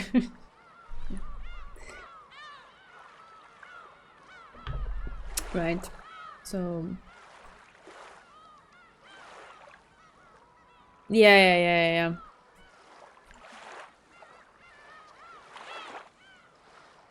Next stream should be Tsubasa too? Okay.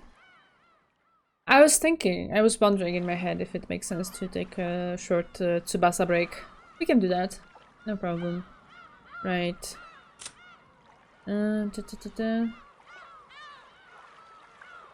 Oh, interesting. This seems new. Wait.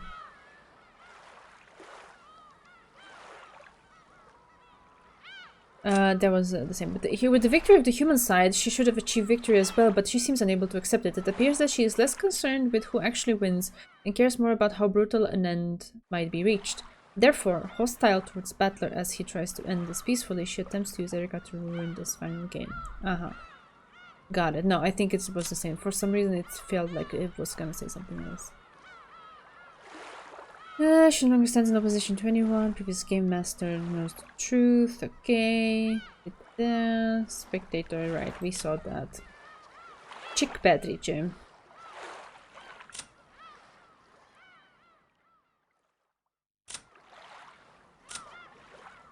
Right.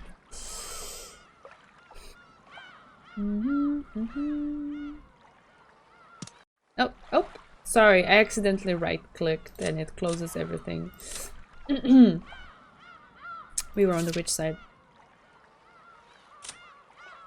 Battler. Final Game Master. You said Final Game Master and now Burn is the Game Master. Like, what?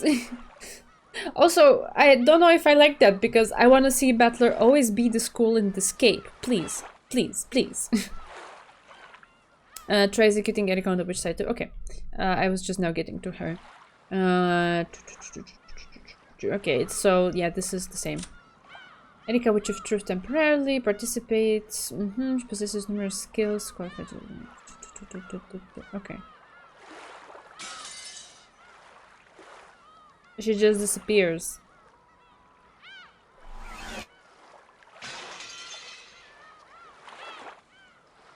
I don't know what that means. Yeah.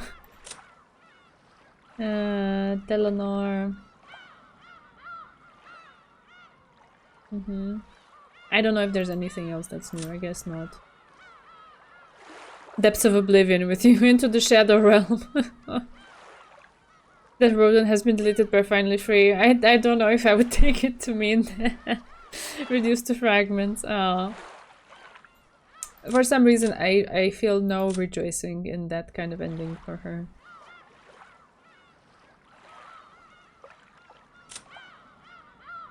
Gap, we get to observe the full glory of the costume. Burn threatened Erika that she will disappear completely if she loses. Yeah, I know she did. Yeah. That little spike on the heel, it always gets me. It's just like, yeah, that's very Gap-like. Gap is Nanjo.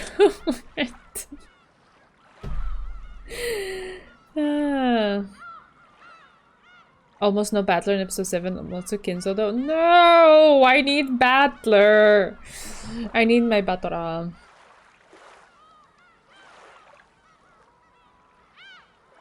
I sympathize with Erika even more during her final moments, where she embraces her role as a villain. Like, she knows she is in the wrong and will lose. Yeah, I can understand that. Yeah, that nuance to it.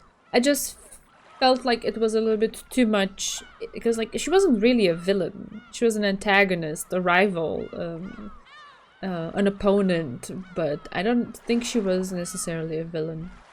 Even if, yes, I still remember she chose to kill people.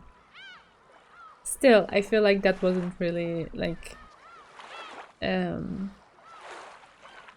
wasn't fair to her. Not to the whole of her. But yeah. Yeah, no, I think this is fine.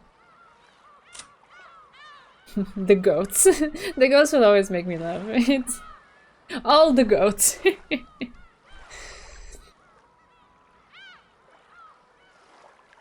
I sympathize when she got shot, so it's okay, right? Since the games are about tales, it makes sense to have a hero and a villain. Go to the goats. Yeah, I guess. I just don't think she was it. She even called Beatrice the main character. Yeah. I know.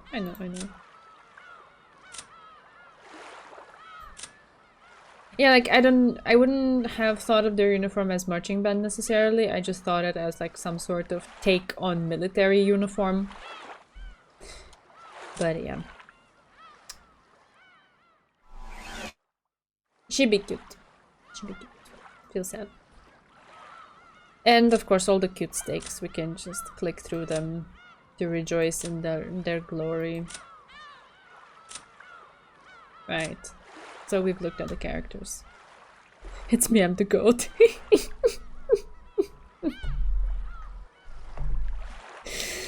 Right, okay.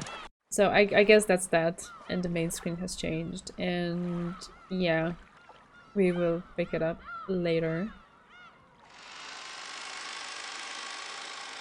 Yeah, they're cute. Okay.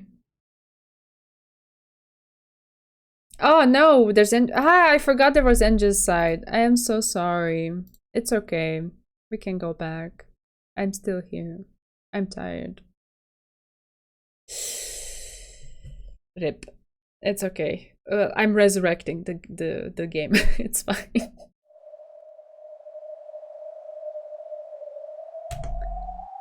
Yeah. Yeah, sorry. Characters. Okay. We're here. We're back. Okay. It took half a minute. We were fine.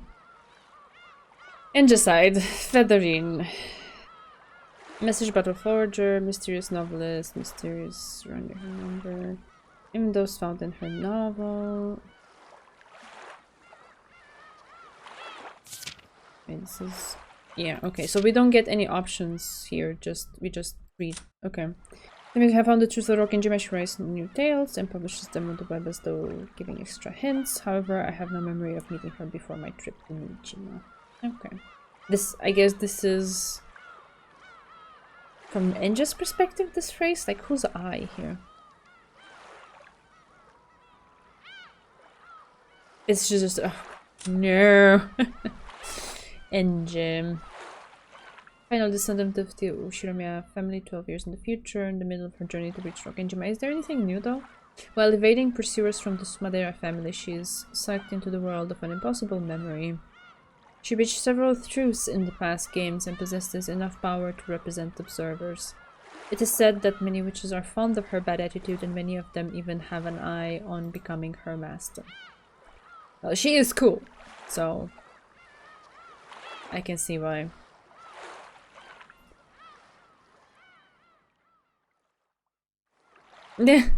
Yeah, her timeline is, yeah.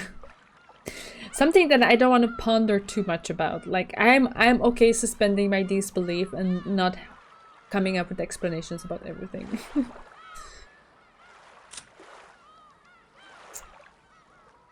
Right, Amakusa, former guard of Eva's, an extreme thrill seeker who accepts dangerous jobs for little pay, had served as Ange's bodyguard before, but after he broke Eva's strict order not to talk to Ange countless times, Eva ultimately took a dislike to him and let him go.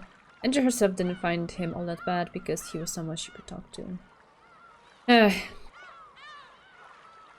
Yeah, I'm gonna stick with my good vibes towards him. I hope he doesn't let me down. I guess we'll see. It does work, it just requires some assumption. Alright. Okay. Now I can close, yeah? I'm counting 5 seconds before I see no's in the chat. Okay. Yeah, alright. The hope here is that Amakusa kept answering in an ambiguous tone, like he didn't say no or yes to Okonogi. Yeah, and also like his voice was, like his tone of voice was completely different than how he acts or talks normally, which was like, this is like my job kind of voice, not necessarily my true self kind of voice. Not saying that necessarily he was obligated to show his true self around Ange, but he had moments where he felt very genuine to me, and I loved them, and I would want them to stay genuine and real, please. You cannot close Umineko 24/7. Yeah. Yeah. Could you imagine him shooting Ange on that island? No, I can't. I can't. Like, I have imagined the most ridiculous things while thinking about this novel, but this is something that I just... no. The novel's gonna have to sit me down and like actually put it in visuals in front of me if it wants me to accept that. Okay? You're just rizzed up by Amakusa. I'm not saying he doesn't have the riz, he does. But he says some very profound, deep things that I resonated with. Plus he always has this like very well refined sense for what Ange needs in each moment, like, or either to hear or the kind of mood that she is in, and so if it's a bad one he kind of counterbalances it and stuff like that. So all of those little things put together, I can't imagine someone being fake doing those. So I don't want to suspect him yet of anything. Big me, yeah.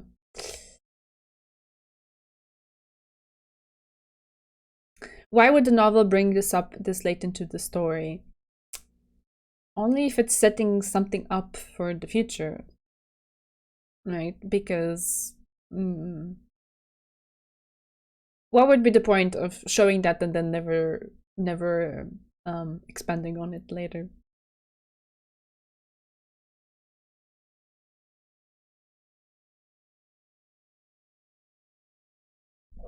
Because Amakusa is Goda's son.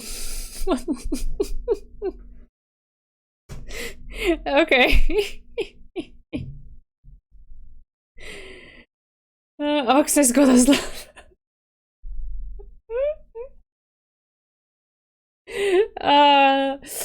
Yeah, that is top tier Umineko theory. Yep. Yep. He needs to finish the last of Shiromiya. Yeah, I don't know.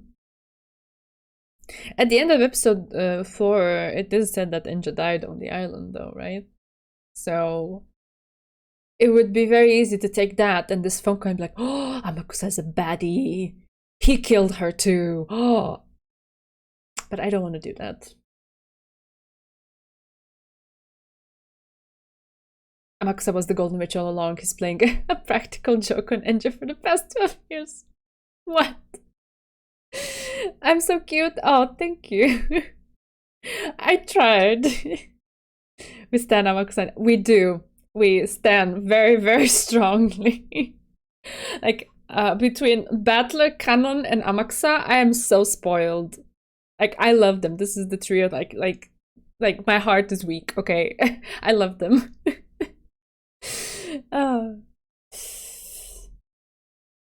No, wait. What? Red Needle?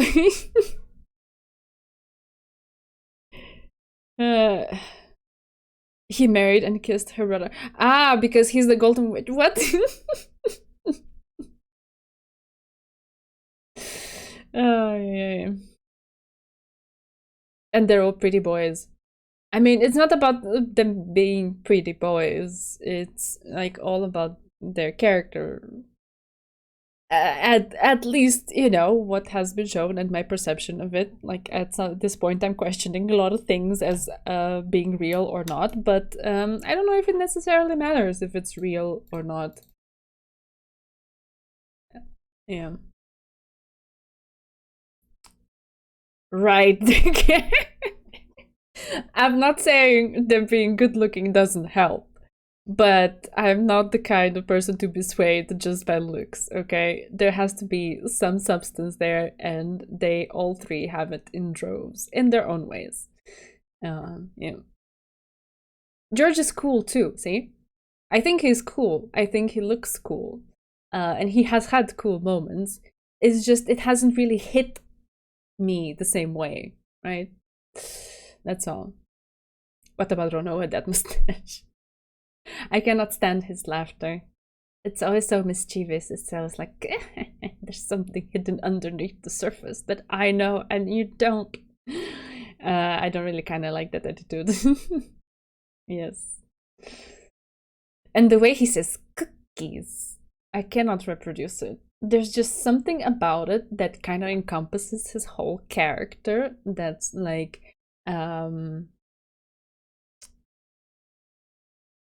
trickstery.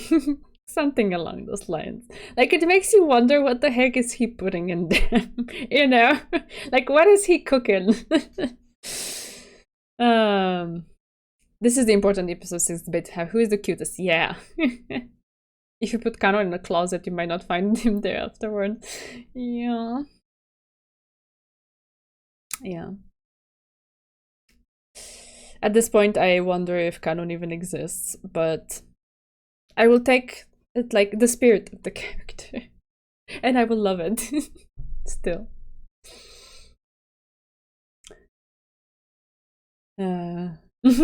Furniture Disney.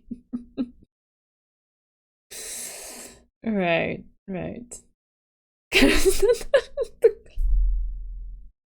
It's the raincoat. Yeah. So I didn't miss that Bea pinged Bancho, and I know Bancho is there, but we didn't really establish anything. So like, there's no pressure, and also I would hope that there's no pressure in reverse for me, because I don't know if I have anything to provide for you that's entertaining or interesting at the end of this episode. But we do have like, what, 40 minutes ahead, so we can do whatever.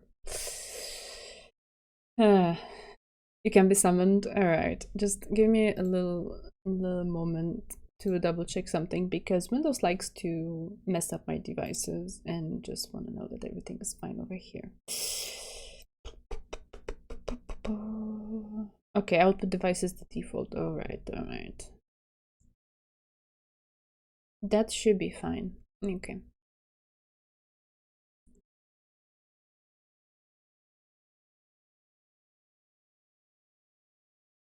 Why did I do this? Oh. Ay, ay, ay.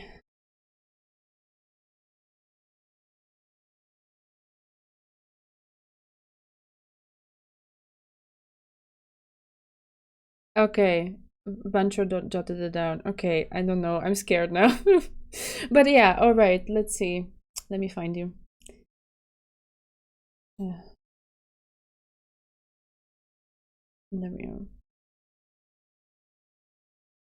Where's my sound thing? Okay, over here.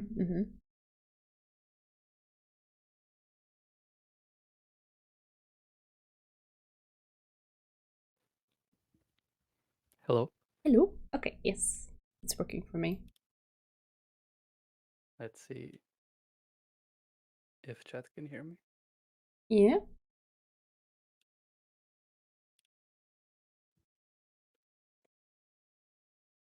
Everything good? Give a sign.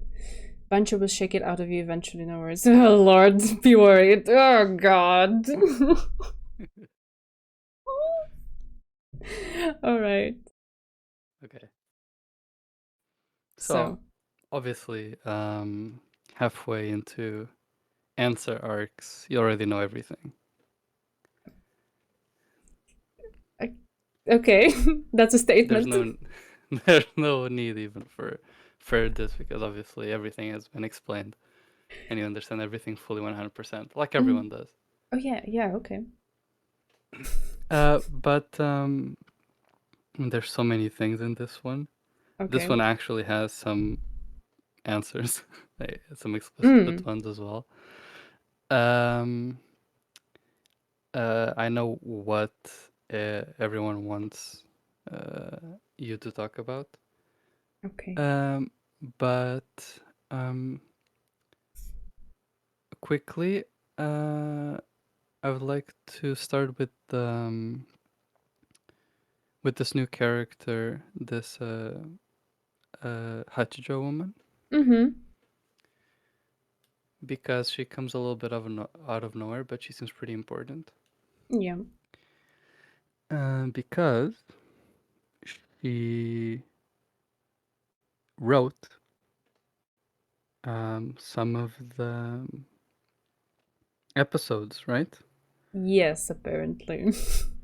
Yeah, how does that work? What is that? I don't know. I mean, from an even higher meta perspective, she's a self-insert of the author, obviously, and like we already noted on that, that she's commenting on things as if the author would be commenting back at us, the readers. So I get that part. I don't know how I would explain the way she fits into the whole universe of Umineko, though. Yeah, because there are some that she wrote, and there are others that she didn't write. Right? The terminology is that there are these genuine ones called the message bottles. Yeah. And then there are these called forgeries, which basically are texts that someone wrote pretending to be more of those original message bottles. That's what a forgery means. Yeah. So there exist forgeries and genuine message bottles coexisting. And yeah, obviously she is in part some sort of representation of the author of the visual novel, but she coexists as a character with people within the visual novel. With so the witches. There's a bit of a meta weird stuff going on as usual. So yeah, I was wondering this overall thing. What are the metaphysics of Umineko? Do you have any idea at this point what is going on at that level? I have lost count of how many levels of meta we have. I don't know how many there are. Sometimes I even grapple with like, where are we right now? I don't know if I have a fluent explanation for it. I think I have suspended my disbelief so much that I kind of just take things for what they appear to be, and I don't try to think or question what their explanation is. So I don't know if I can come up with a direct answer to that. Okay, that's fair enough. But yeah, it's interesting. Then obviously all the love duel thing that even some characters in universe were confused about, like why must they fight? Why can't both couples just exist? Yeah, what is up with that? What do you think?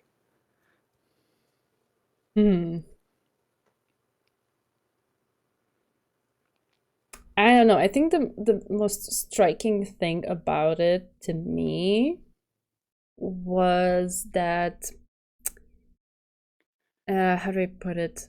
There was just it felt like it was on a different level than how it was before, that we would see some sort of magical scene, right? And then the result of it would be people dying. Yeah, and then the result of it would be manifested, let's say, in the real world. Those would be magic with results thing that they were talking about. But somehow I feel like here we were shown these things, yet the results weren't really the results that we were intended to think they were. So it kind of gave me this sense of maybe I should go back and think of those as well in a similar lens. But I don't know how to explain what's up with them directly. Like, okay, this is what it means, kind of thing. Well, what do you mean by that? Like going back to what are you talking about? I'm talking about So well, how do I explain this? In the previous episodes, right, there would be people dying, right? And we would see the aftermath of them dying, but the scene that would be presented to us of them dying would be some sort of magical kind of thing. Yes. Yeah. And so I took it as this is what we're being shown in order to support the statement that the people were killed by magic. The results of it is that they're dead by similar, let's say, wounds or effects that would have been caused by the magic that we were shown, right? In support of the idea that they were killed by magic, right? But then it would have to be reasoned, okay, how actually we ended up with the same result, however, through human means, yeah? But here we didn't have that, right? There was a fire with Kirie, but Kirie's body was intact. She wasn't even dead. Yes. Right? So I had always, I guess, unconsciously made this connection that there is some sort of byproduct, I suppose, of the magic that needs to manifest in the real world. But here it didn't, right? So because it wasn't happening that way, I felt like even more just like, I don't know what this is, right? Because even through the framework that maybe some sort of ideas had established in my head from the previous episodes, it was no longer working that way. It seemed to be like a completely different thing. And so I don't know what there was other than maybe to think that it's just some sort of metaphorical, philosophical kind of thing, kind of like a maybe pretext to think about some things and to introduce certain things about characters. But I don't know how to explain it. I don't even know what I'm saying right now. I don't know if I'm making sense to you. I 100% understand. And okay. Yeah, this is very, very interesting. I like this a lot. You do? Yeah, I do. It's yeah, so you're saying yeah, okay. Something about this is, so did you think, for example, before this episode, that if someone is, for example, pretending that they're dead, then there shouldn't or there couldn't have been a scene, like a magical scene showing how they died? Oh no, not necessarily. Okay, because you're saying that uh, that Kiria wasn't even dead. Yeah, okay, sure, but that's her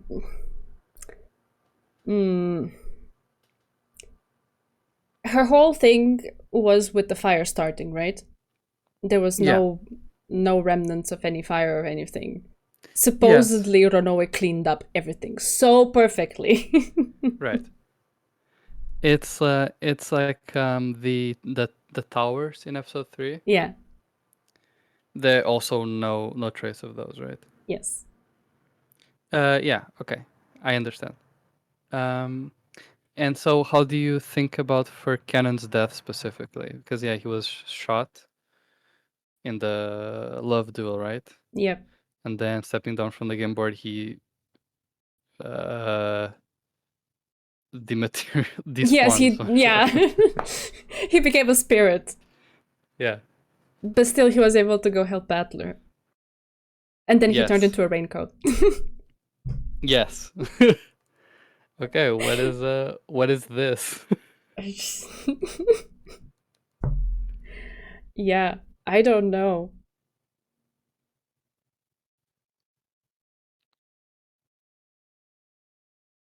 True. Okay.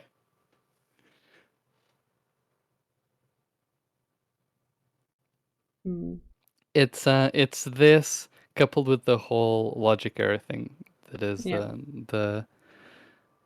the most talked about thing in all of Umineko after in this all of episode it. was out and Okay. continuing on.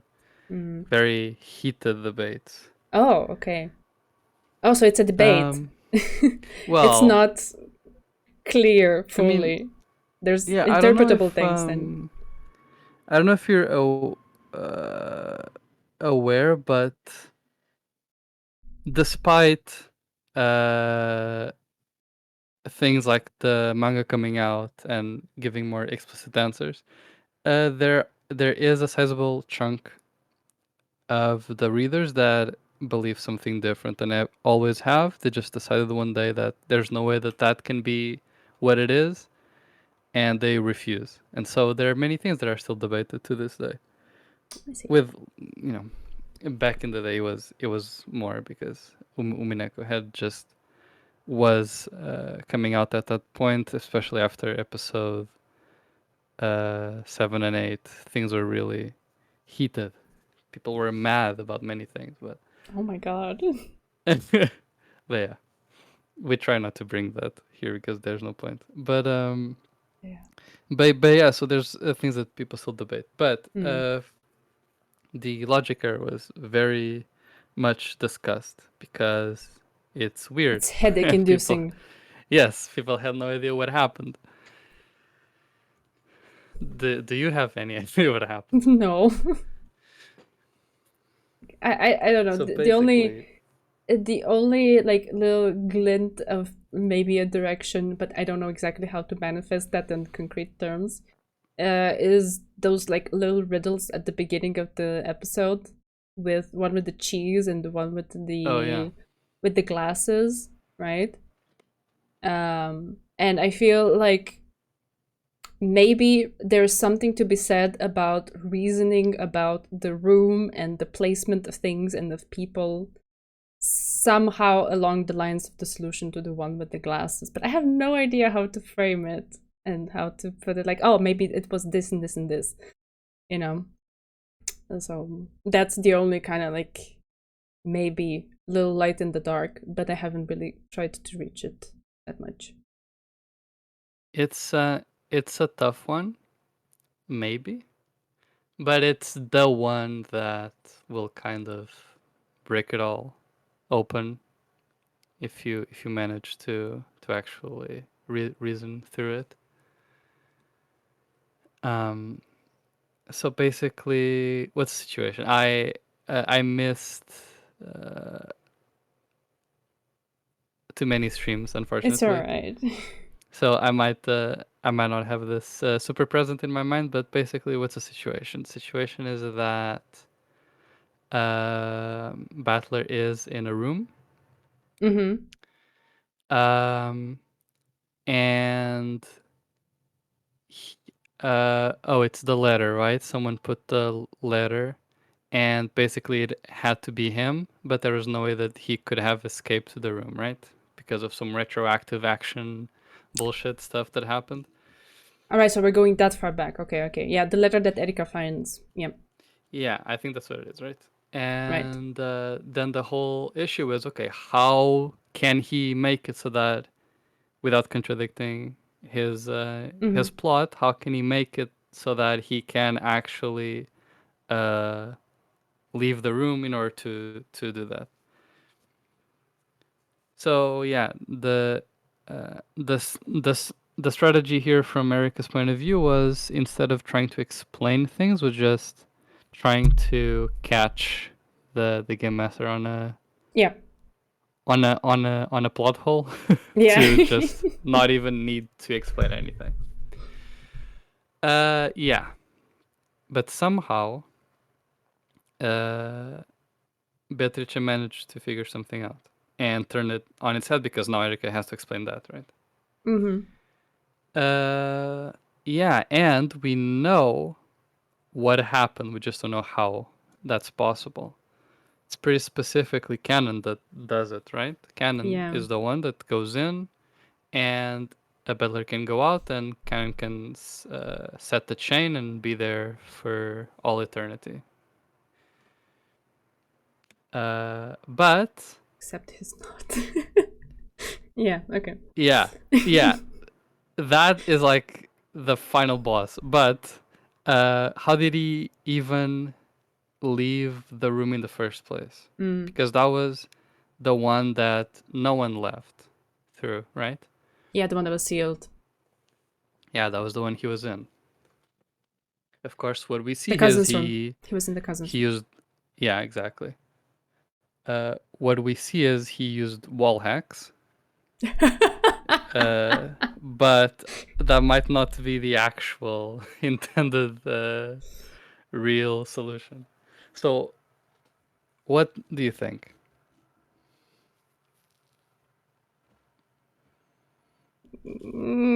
room. It's not that I don't think anything, but I don't have a full-fledged beginning to end thing at all. I also have still some. How do I put it? There are certain ways that things are phrased that kind of give me a gut feeling that, okay, that might be something about, like, kind of where you could find a way to go around the red truth. Yeah. Yeah. But it's just like little fragments here and there that I don't know. I haven't put them together into a fluent thing. I will say that it's rarely the case that it's on a semantic, tiny technicality kind of thing. Or, and when it is, it's not really how I see it, but for example, early on there were red truths with names. For example, mentioning the servant names with Shannon and Canon, and I thought this early on, like episode 2, and then I thought, okay, these aren't their real names, so I hope this isn't what the trick is, because that's a bit lame. So I'll just assume that when the red is referring to these people, they're referring to them in the way that I assume that they are, and generally speaking, that is the case. So there, but you are obviously allowed, though it is forbidding you from trying to exploit potential technicalities. You should try everything, because yeah, it seems pretty impossible right now. But let me ask something more specific. Did Canon leave from the cousin's room?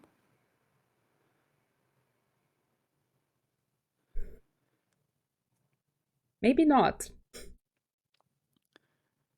Right. The reason why we think maybe not is because, well, it was sealed. He couldn't have, right? Yeah. I mean, that's the thing that, like, you're trying to incorporate into your theory, right? If you try to build one. because otherwise, like, what do you invent in that room to get him out of there? Of course, right? yeah. So then he wasn't there. Is the simplest thing Okay. to think. He wasn't there. That's the follow-up to that. He And didn't this leave is from there where, because he wasn't there. Yeah, and this is where what I was referring to, the red truth, could help, but because I wasn't necessarily referring to like that kind of minute kind of technicality, because honestly, I have no desire to overload my brain with that. I wouldn't find it satisfying if that was it, right? So I would hope that that's not what the author did, and I would go on that assumption. But the thing is that the way, if I remember correctly, I read them so many times, maybe I'm like, things are jumbled in my head. But the red truths were mentioning specifically the people in the room over by name and number, 5 people, and then everyone else in the other room. That's right, yeah. Right. So then the makeup of the cousin's room, so the room might be sealed, but the makeup of who was in it is not as rock solid as the seals. Obviously, in a sane environment, our expectation would be, okay, everyone else means all the other characters that we know, including this one. But and I was so annoyed at it phrasing it that way when it happened, because I took it... First of all, it annoyed me because I took it to be something that Erika was gonna just like exploit to her own advantage. But after a while, I kind of let go of it being that, because I feel like it can also be flipped into the other side's advantage as well. Yeah. And from our perspective is okay, so you're so specific this first time around, and then what? We think when we're reading, we think, okay, so you so specifically exhaustively list all the people here, but then for the other one you just kind of say, oh, and everyone else in there. Yeah, okay. Alarm. Because it wasn't just the fact that it was talking about that other room first and listing the people. There were like other things being mentioned about the people who were already dead in the mansion where they were. It was like so minute and to the point. And here, oh no, just everyone else. Let's just shove everyone else there. Yeah. Okay. So then obviously the question is, how would canon not be everyone else? I know. That is the question. If Cameron wasn't included in everyone else, where was he? That is where things get a little trippy. To be honest, I don't really like my thoughts there, so I haven't really articulated them. It's time to articulate them. No. Let's articulate them right now. No. It's articulation time.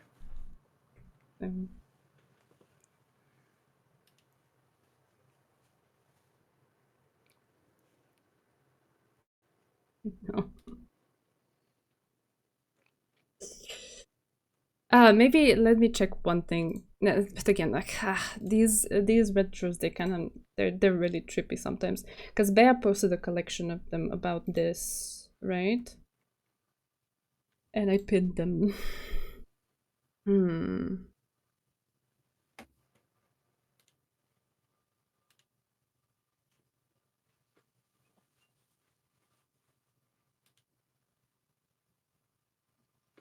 yeah, I see it now.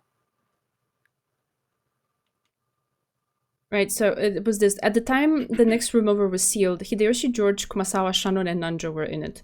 And the number of people in the next room over was 5. No one existed there except for those to whom those 5 names referred. All people can only use their own names. Yeah. And I feel like maybe there was something about names before that as well.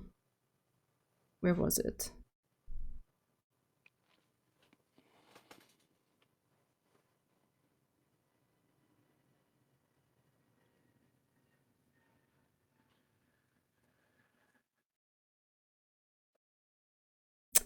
A bit lower down. It has already been said in red that all people can only use their own names. Therefore, the names Erika, Battler, and Canon can only be used by those people. And there was also something about...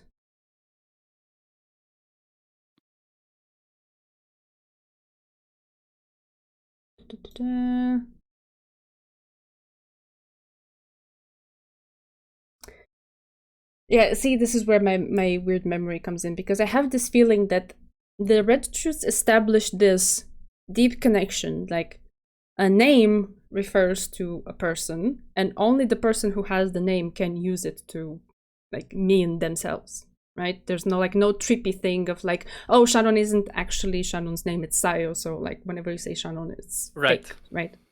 But I have a question that I was thinking, but I guess I haven't fully confirmed it by going through all the red. Can someone have two names? That is an excellent question. Right? If you say A and a person has names A and B, you're referring to that person. If you say B, you're still referring to that person. You're still referring to that person. I mean, the answer is yes, we know that is true. For example, these people that we're talking about do have multiple names. Yeah.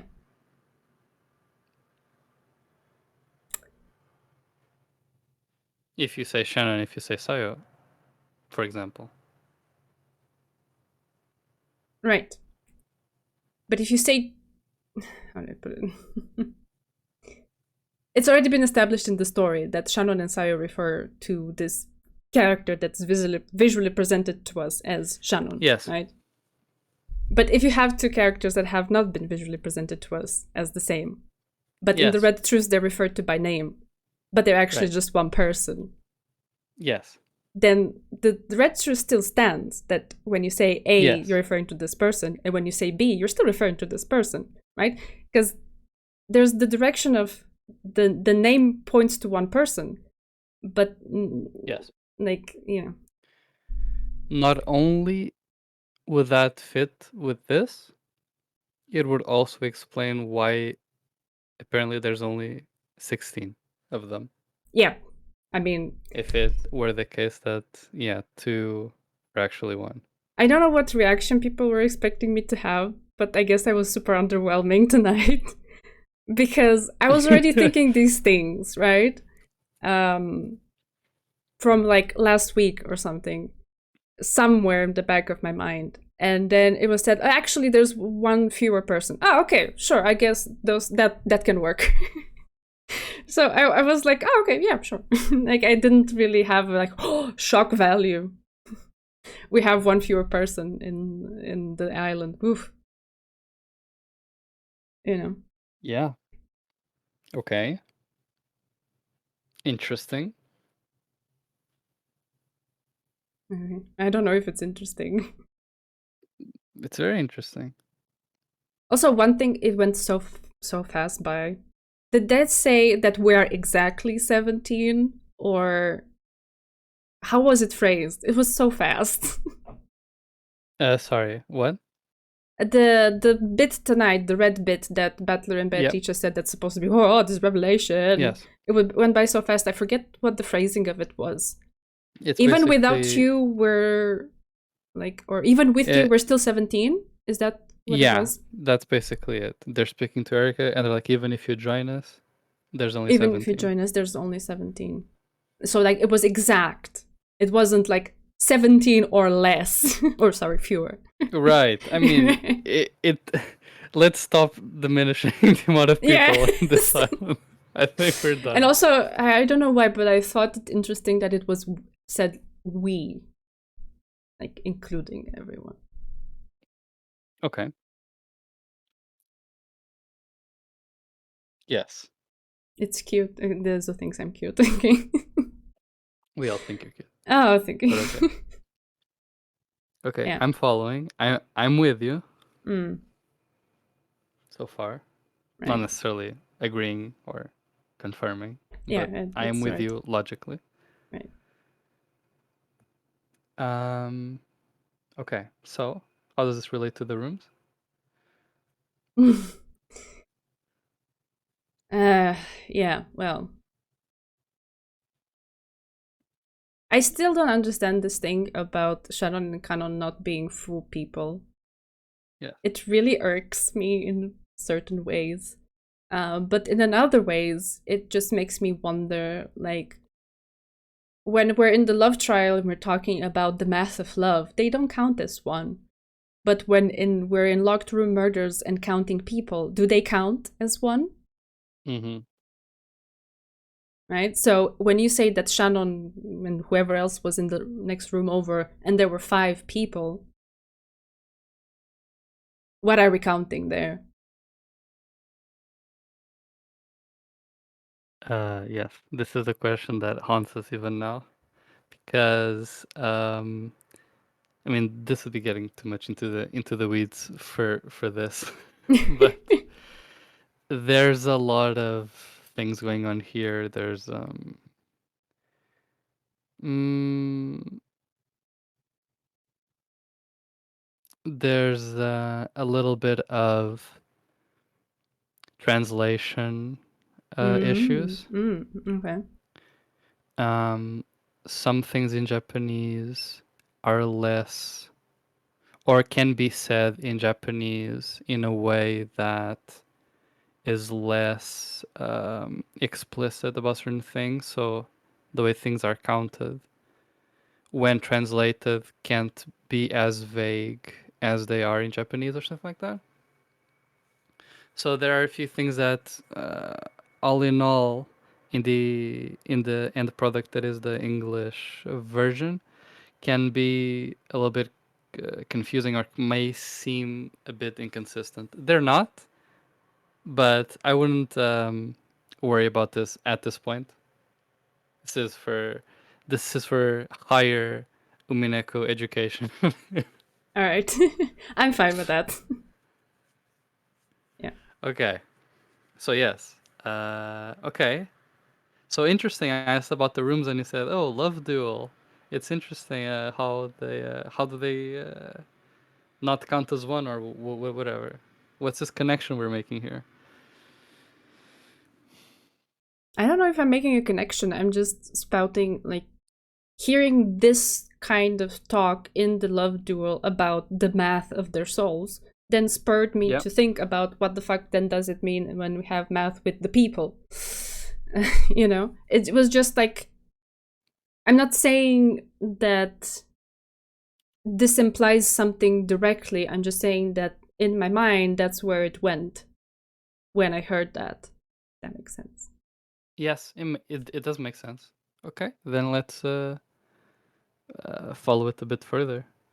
Yeah, but I don't know where to go further.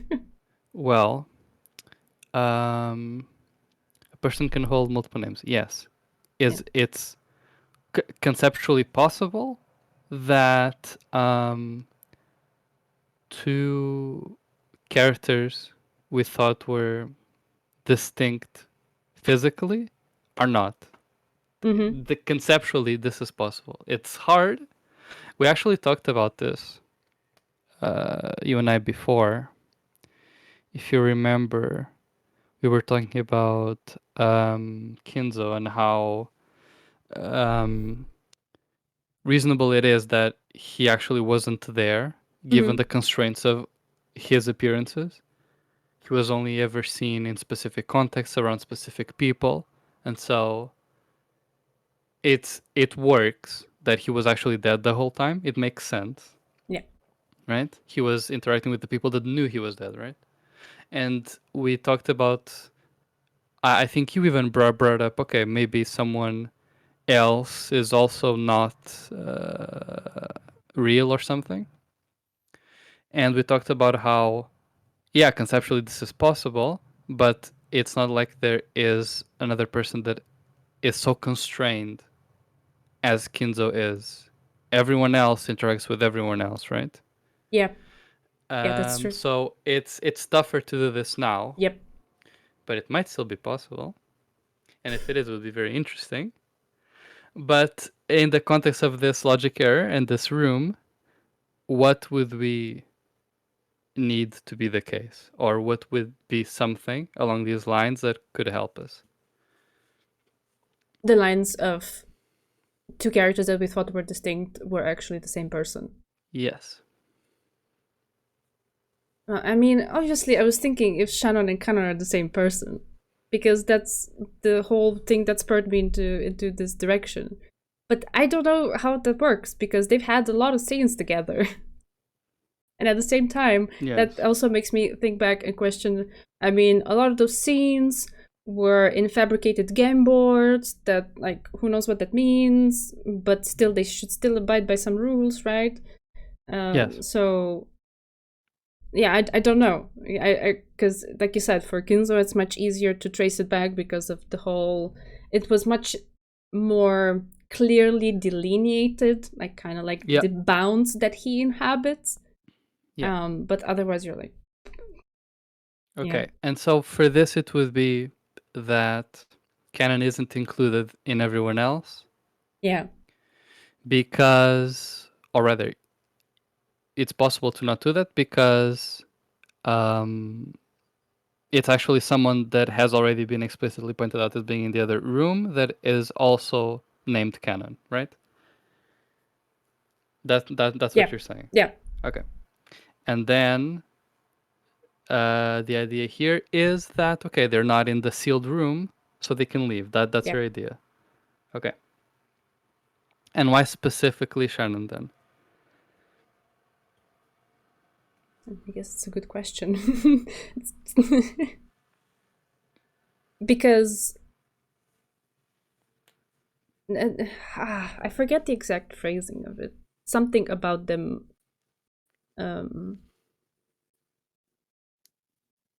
It wasn't sharing a soul. It was something else that they said about them and their whole furniture condition and whatever the hell that is. It just made my mind go in that direction. But I'm not saying that this is what it is, because I don't particularly like it either. I don't particularly like it, right? It's just a thought, a direction which my mind went, because then it would be like, oh, okay, so maybe it's the other part, blah, blah, blah. But then when I think of all of the implications of that, I don't like it. Maybe for the mystery it could work, but for like the characters as a whole, I'm like, It would definitely have implications.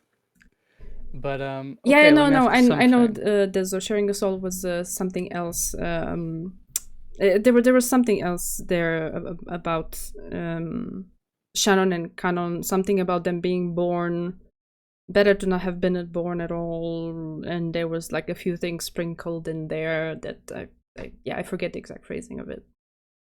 It made me think of this. I'm asking something. Yeah. Regarding oh, you can think about that, about what Bea just said.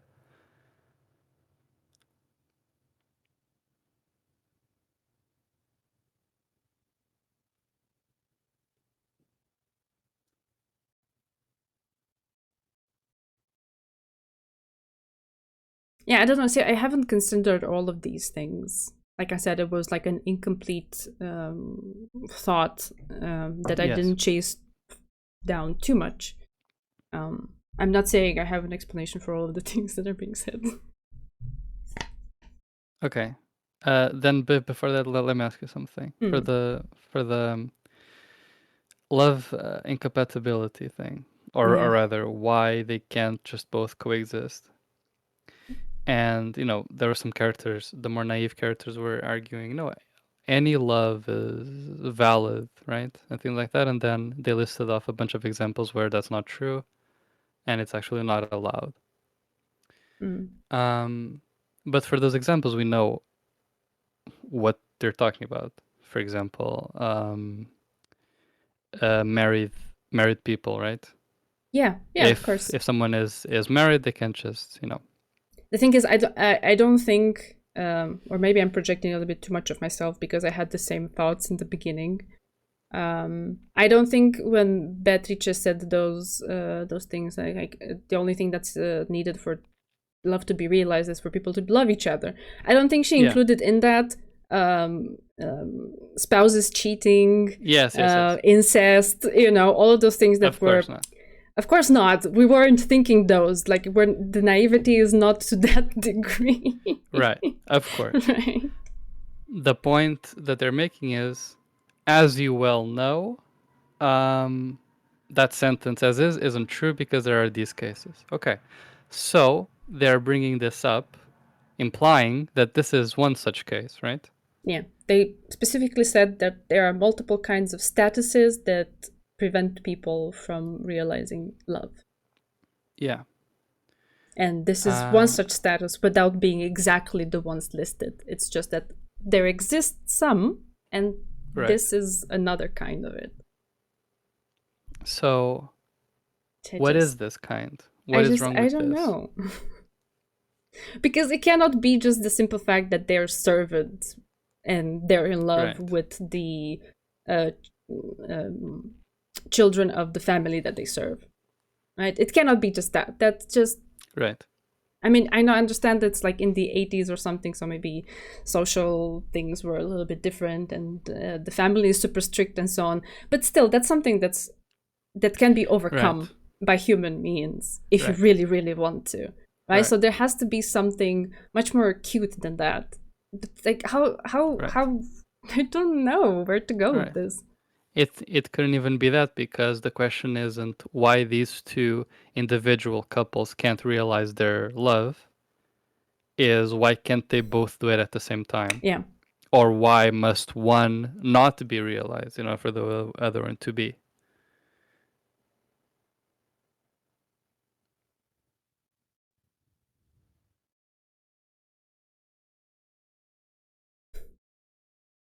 I mean, if they're the same person, obviously they cannot be with two other people. But that's just... See, this is the part where I don't like it. Because I had a lot of respect for George and Shannon, and I had a lot of respect for Jessica and Canon. But then this theory just makes both fall apart. No, thank you. I can dip out of it. What do you mean fall apart?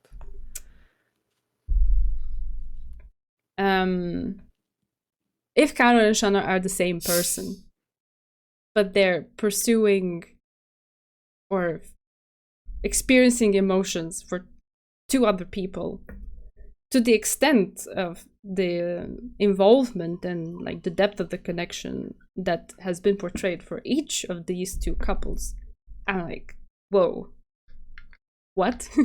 What are we doing? Right? I don't like it out. I don't like the thought of it. It feels very irksome, murky, and I don't know if I'm because sense. the George Shannon relationship is getting quite serious, right? Yeah, but not necessarily about the seriousness of it. It's just been portrayed as this: we are soulmates that we're gonna face fate together kind of thing, right? And while Jessica's and Canon's is at a different level of like just like a fledgling, just now, beginning, there's something very pure and beautiful about it. But then if this is the direction we're going, it invalidates both of the situations. And I don't like that. Desolin wants to complicate things further by mentioning that Desolin wants to complicate this further by reminding us that it wasn't just about these two couples. There was actually another couple. Yeah, okay, if you want to go there, then I'm just... My mind is exploding. Yeah. Yeah, I know. I thought about that too.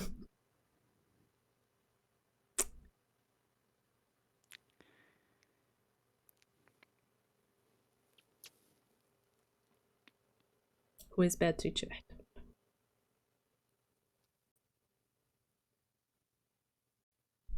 Well,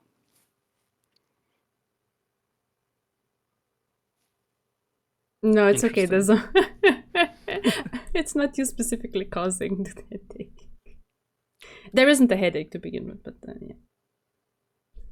Yeah, I don't know. I'm sorry.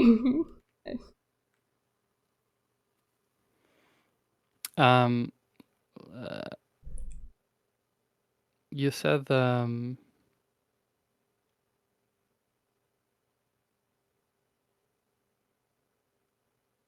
what was bad? You said, oh yeah.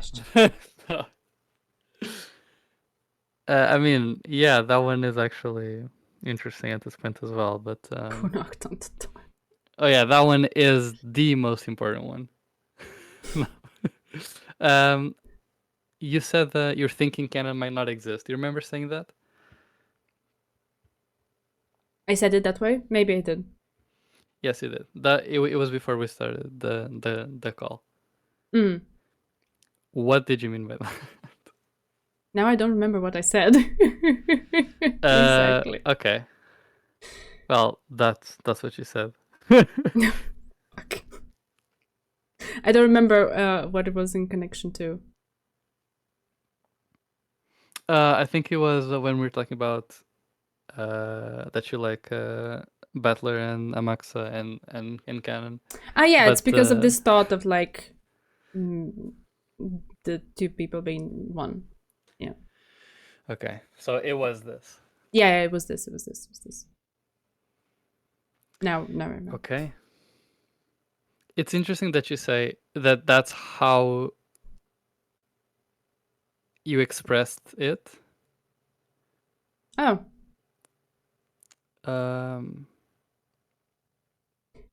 Yeah. Okay. I want to ask you about the time. What do you think? What do you mean time? Is it late or? I'm fine. I can stay for longer if you want. Okay, great. It's okay. Yeah, no, just maybe to interject there. I'm not the most fluent person when I am speaking directly. If I am writing something, I edit myself a lot until I obtain the most fluent, clearest way of expressing what I want to say. But when I am just like on the go, sometimes maybe my brain reaches for weird words and turns of phrases. Maybe they don't even make sense grammatically in English because maybe my brain pull them in like a different order that would work in Romanian and then just translated the words themselves in English, you know? So I do that a lot, and maybe that also is weird. That comes off as weird. I don't know what I said about canon, but this is what I was thinking, like in the sense of like, is canon, like, right, or is he more than canon or less than canon? I don't know. No, I would like to share something about my experience real quick. Sure. For a lot of, not a lot, for other components of Umineko, I was pretty solid at this point. Regarding this one, which unfortunately people regard as the most important, the only one that matters, I was 0%. Completely passed me by. I had no idea. And then this happened, the logic error thing. And I was extremely confused and interested. And what I thought was what if canon just isn't real? So it doesn't exist at all. Okay. Yeah, yeah, or in some way. And then that led to a bunch of other stuff. But that's why I thought it was interesting that you said that. And Canon specifically, of course, because Canon is the one that does the saving and somehow leaves a room he's not in, and amongst other things that you might not remember. And in that context, going back to what Bea had said earlier, she pointed out, for example, in episode 4, doesn't Battler see all the bodies? You remember what she's talking about, right? At the end, everyone is dead. He's roaming around trying to be a detective. Not making any sense. Episode 4, that's anything. 2 episodes ago. Yes. At the moment, I don't fully pull out of my memory how people died that episode. Right. Yeah, but I'm trying to place you in that scene. Do you remember? Yeah, I remember episode 5, but like 4, I'm like kind of just in the moment drawing a blank. Yeah, basically everyone dies the first night. Right. And then the entirety of the second day, Battler goes around finding everyone and trying to think about everything and not really reaching anything. Not really getting anywhere. And because he goes around seeing all the bodies is why Bea was asking you, okay, doesn't he see the amount of bodies that we would expect? Well, then if we see the amount of bodies that we would expect, and then we count Battler in as well, then we don't have 17. Right. We don't reach the Yeah. full number. Is Yes. Yeah. To clarify that, it would be 16. 16, total yes, because 17 bodies. would be with Erika, yeah. Yeah, 17 with Erika. Exactly. Yeah. So then Battler doesn't exist.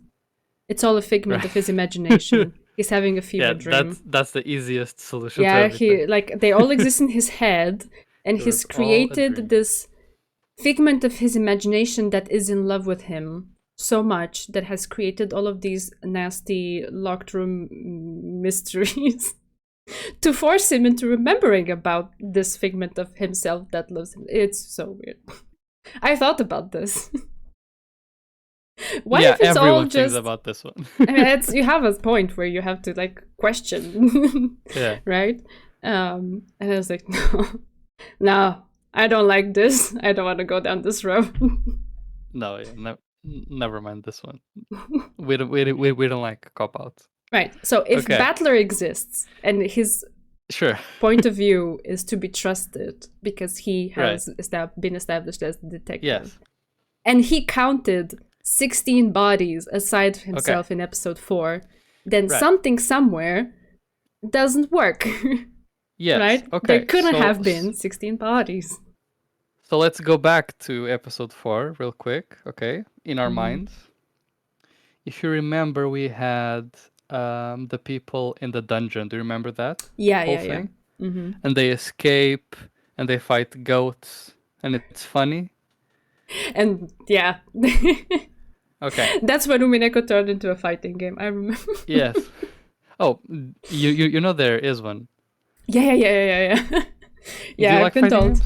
Games? I have barely ever touched them. I don't. Okay. Necessarily. Well, I like fighting games. I can imagine. And I like this one. So when you're done, we have to play. But regardless. Okay. They are escaping. They're running. Yeah, Kraus boxing skills. It was like. Yes. Yeah. They are running, escaping the dungeon. And what happens during that escape? A lot of things. But like Canon and Shannon start using their magic. There's like some bars being cut. Was it by Canon? I think so. He uses and his Shannon was doing sword. something with the barrier, right? Yeah, they were intercepting the Yeah. Yeah. Okay. The Chester sisters, yes. Yeah. That's right, yeah. Okay, it's starting to come back to me. Yeah. Yeah. Okay, and they keep running. And where are they going? Do you remember where they're trying to go and escape? They're trying to go to escape. Wait, they were in the. They were in some sort of passageway thing. Yeah. It was leading back to the mansion. Yeah, basically, and they're making it out. But do you remember through like how that worked? Like where they got fully out, or yeah, do you remember that section? Was it some sort of like well or thing or? Yeah, that's right. They climb out of a well. Yeah. Okay. Well. Okay. So what happens then? Do you remember? Oh fuck! Not all the details. They're kind of like working together. Yeah, this is when things go wrong for them. Yeah. As usual. This is when they start getting picked off. Yeah. Yeah. And then Kirie is the last survivor and she locks herself in a room, right? Mm-hmm. Right. Because everyone else died behind her. One by one, right? Is that when she calls Battler? Yeah, and then she locks herself in the room and calls Battler, yeah. Yes, and then Battler kind of experiences things through what she's describing that's happening in a way. It's very mind-boggling thinking about it back, given that like Battler's perspective is supposed to be objective and true. So anyway, sorry, yeah, that's a different tangent. of course. They're telling me to just tell you, but okay, yeah, they're picked off. I can look back one at by it, one, right? If there's something of special course, yeah. about the order in which and like what people do and so on, I can go back and revisit it. They get killed one by one, right? Yeah, something. Yeah. And who were these people? Do you remember what the group in the dungeon was? It was Kirie, it was Kraus, it was Shannon Kanon, and Nanjo. Right? Nanjo, yes. Okay. Do you remember who the first one to get killed is here? Oh, no. I don't remember the Okay. order in which things happened at all. Okay, that's fine. Then Sorry. I'll just tell you. No, it's fine. It's 1,000,000 hours long, and 1,000,000 hours ago. Yeah. They are climbing out of the well, and the last one to climb out of the well is Kanon. And then I think the chest reactivate because they had a blue screen, and they reactivate. I remember. And The they screen of start death. killing them. Yeah. And they start with Kanon. And unfortunately, he doesn't even make it out of the well. He's killed while he's climbing out, and he just falls into the well. And then the other ones make it out, and Shannon is killed, I think, by the well, and then Nanjo, and then Kraus, I think, and Kitty managed to lock herself, and then eventually she also dies. Yeah. Okay. Okay, so this is the context.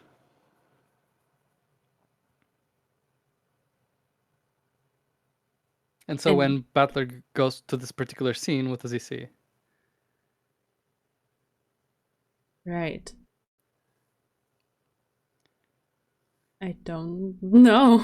I don't remember how it is described. Like that, it's such a blank for me. I don't know why. I mean, I know why. It's just a lot of time ago. Yeah. Yeah. Well, he sees the outcome of this, basically. The interesting part here, though, is that he goes to look for, and he knows what he's looking for because Kiria told him this. Yeah. She told him all of this, and so she's like, oh yeah, and then they killed Canon and whatever. He's in the well, right? And he goes to the well, and there's like a grate or something, so he can't really go into the well to check or anything. But the point is, he doesn't see his corpse. Right. Because he died before climbing out of the well. Okay. I would trust you. I don't remember. But I can go and revisit it. And so obviously this would mean that there's no issue regarding for this particular segment. Okay, so you're saying that when observed by Battler, this wouldn't be a contradiction to the little theory that my brain cooked up. Yes. Yeah. Because obviously, he doesn't see the body. Yeah. Even more interestingly, I don't know if this is too much or not, but if there is, people can get mad at me. That's okay. Canon specifically, his body is not really a thing ever. Oh, okay.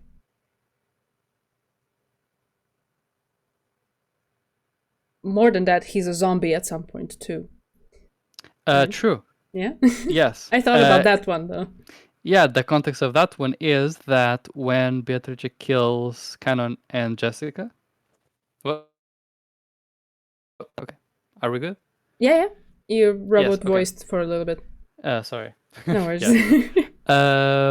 When she kills both of them, she takes Cannon's body. And so when they get to Jessica's room, it's only Jessica there. And that starts off the whole thing of, then maybe Cannon did it, but then Butler finds his key in Jessica's body, right? Pocket Yeah. thing. Yep. Okay, it's coming back to me. Yeah. And then the payoff of that is that she took his body to then use him as a zombie later on. But what's interesting here for our perspective right now is that, they didn't see his body. They didn't see it. True. Yeah.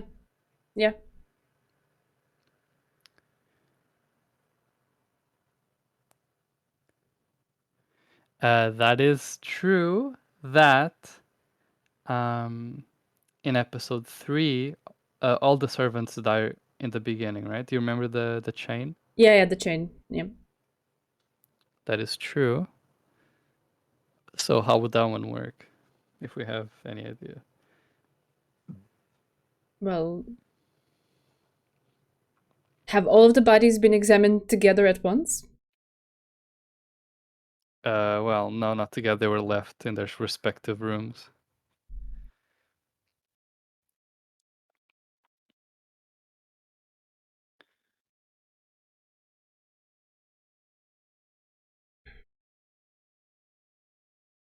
Red Truth episode. Okay, the episode 3 is the Red Web of Truth. I don't know if I want to go there.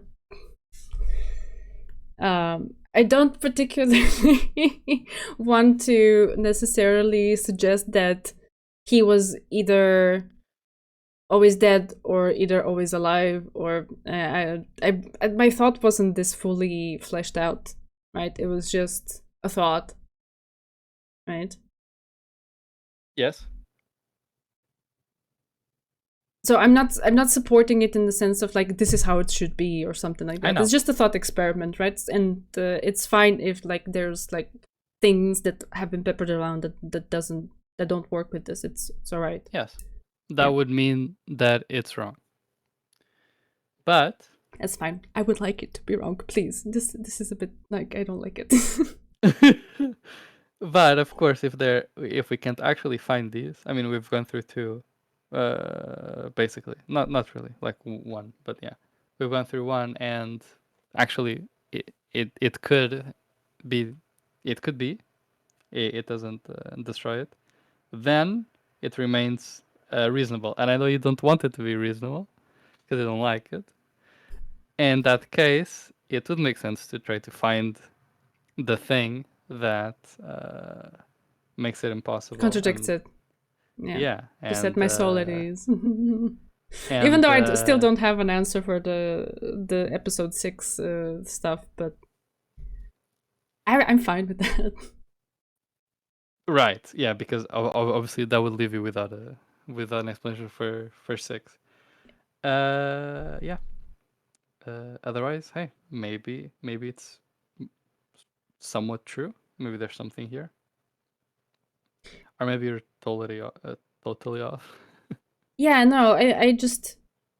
This is the immediate place where, if you have this kind of thought, at least I went, but that doesn't mean it has to be it. It would be a little bit on the nose if it were it. I take it more as an encouragement to try to question maybe other things that seemed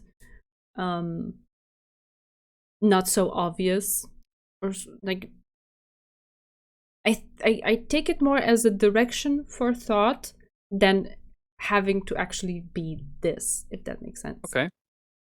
Right? Yeah. That's fine, because even what you suggested wasn't a comprehensive mechanic. There's a lot of logistical questions about what we're suggesting. And there's many different ways that could work. If you say, if you just say maybe Shannon and Ken are the same person, I don't even know what that means necessarily. Yeah, it's... There's many different shapes that could take. Many. But maybe it doesn't have to be them, right? Like maybe if you arrive at this thought of like, because I started from the thing with the name, yeah, and then I thought of them because of the whole love duel and them being subhuman and something like that. Subhuman. Yeah. Automod. Yeah. like not fully humans.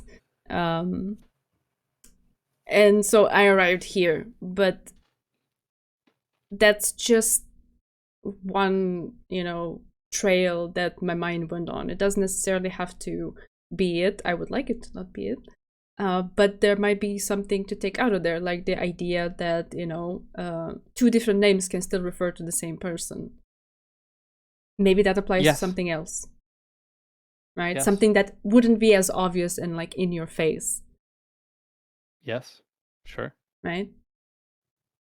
But Absolutely. I haven't taken the time to think about what else that could be. Yeah, I mean, this one makes sense. I can see how the pieces fit together, but yeah, it could totally be something else. In fact, this was not first hinted, but this idea of two people having, or one person having two different names, or two different sort of characters, let's say, is actually comes from a long time ago. Like Bea mentioned Jessica, how she is in the island versus at school, right? Yeah. And there was a very interesting moment in episode 4 where Battler is giving a weird explanation for how Kinzo showed up at during dinner, even though he was dead, and he makes the him inheriting of the name. Yeah, okay. Yes.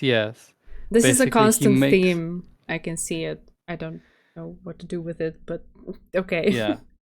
He makes them repeat in red that no one present had multiple names, and they can't do it. Ah, okay. Yeah.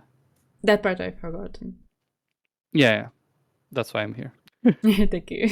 Okay, but yes, okay, we can move from this. This was explored very fully already, or as far as I'm willing to go. Yeah. So, sorry. Rakinjima explosion accident or incident. Explosion. No, okay. I think this is the first time we hear about it being an explosion. Yes, it is the first time it appears. And it is supposed to be, whoa, what?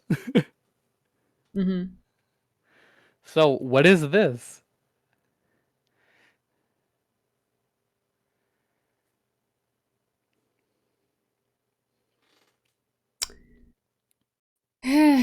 I mean, it has already been peppered in that whatever the aftermath was, they couldn't piece it together. They couldn't find bodies except what it was, piece of Maria's jaw or... That's right. Yeah. And everyone refers to it as the incident, and it's kind of like it's all up in the air because they can barely get any sort of clues to reconstruct what was there. Yeah. So clearly what happened had to have been something destructive, corrosive, something that erases things, right? So it being an explosion, it's not necessarily such a surprise in light of this, but I'm surprised that for the very first time ever, they're putting a name to it, because so far it's just been the incident. Mysterious. Yeah, something so what? that... Things happened and they detonated the whole island, and it's like, okay, now everything is erased. Let's go. Yeah, that was one of the most interesting parts for me, is that they say that the police can't even say that it was foul play. They don't know if it's an accident or a crime. They can't tell. But yeah, this is what it is. It's the explosion incident. Man-made or not, to be determined. But this is what it is. This is what happened, and this is why no one knows anything, and nothing can be reconstructed. And this is why, like Desolin is saying, when Angie goes to Rakenjima, we don't see any mansion or anything. We don't see any structure, any building. She just like kind a of field goes to or a something, cliff. to a cliff, like She just kind of goes to a cliff and is like, I'm here. Yeah. We have an answer, an actual explicit answer. Of course, what's behind the explosion incident is now the question. Mm-hmm. Do you have any thoughts? Any thoughts? I don't know.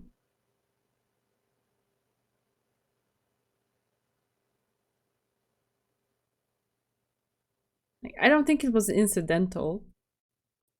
Right. They were doing some construction things there, right? Because of Krause's resort. Yes. Building stuff, yeah. Right. No, I'm just thinking, like, how could someone have set it up? Like, right. through what means? So there might have been some sort of things to use to make this happen, but like, I to this magnitude, to like erase everything, right. I don't know. I feel like completely out of my depth. It's a bit crazy, yeah. Clues must be presented. Yes. This one, I blame it was you are. Yeah. Yeah, I was about to ask this. If Something there's precedent for, something disappearing. In terms of like landscape changes, if there's precedent for this.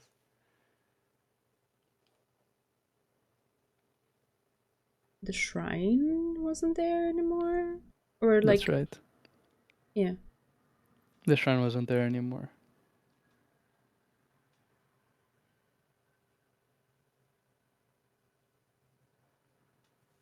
I never really knew what to do with that information. Yes.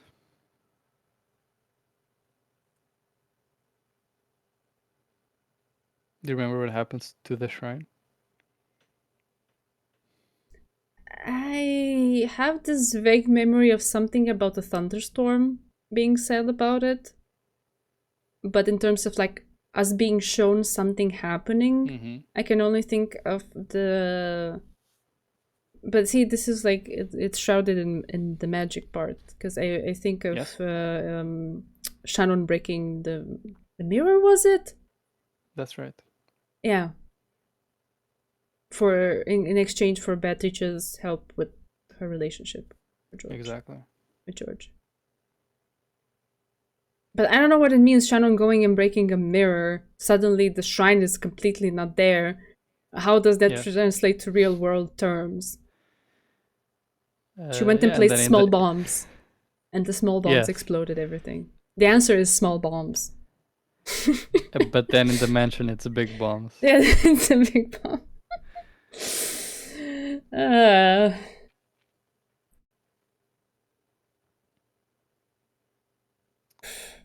Clues for Battler's Sin. Oof.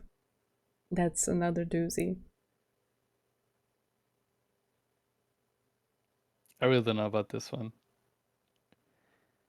I don't know what to say about this one.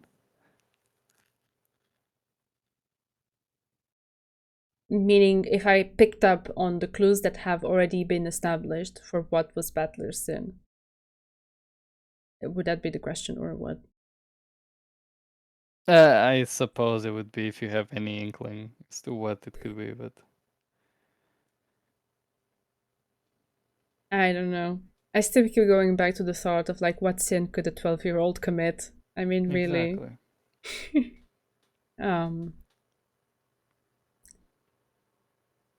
If the mansion exploded or whatever, is there any hope for any of the characters?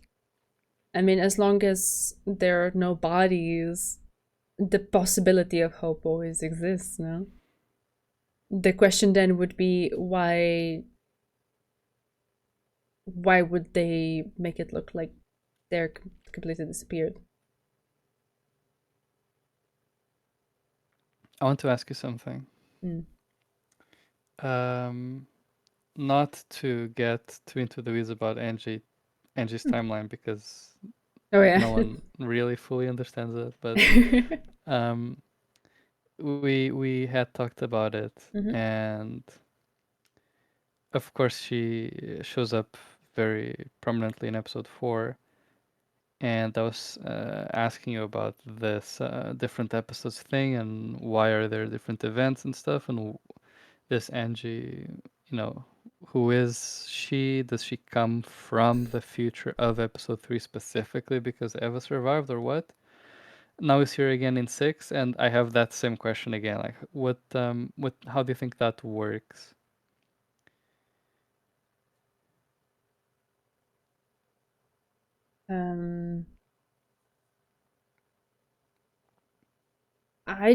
I guess I haven't really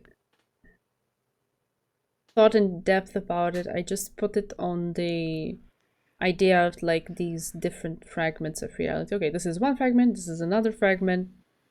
Yep. Okay, I don't know how they're interlinked. I don't know if the pieces that we saw of Ange's timeline are all from the same fragment or not. I guess there's Right. even some sort of the novel more or less under the surface pointing it out somehow in the beginning of this episode, because when Ange wakes up from her little nap was she already in the house of Yes. the author? Yeah, She she doesn't was. really She was there, know and what's like going on. it's kind of like memories of different fragments are coming back to Yeah. her, and it's like I lived that, but actually no, I haven't yet lived that because I haven't gone to Right. Jokenjima yet. I'm here. Why am I here? I don't remember coming here, right? So it Quite, always yes. I chalked it up to kind of that kind of thing. Yes. But why is she then? Because like, if there were completely distinct versions of Ange interacting and going about different things, I would understand it. But then she's aware of them somehow. Yes. What does She's that extremely mean? weird. But even if it's the same or different or whatever, it is always an Angie that lived with a surviving Eva. Yeah. Yeah. Which obviously goes against most of the endings of the episodes. But I feel that And that's kind of by most I defining mean. to the character of Ange that we see. I think without Eva, it Yes, wouldn't be the same person. it's not the same, right?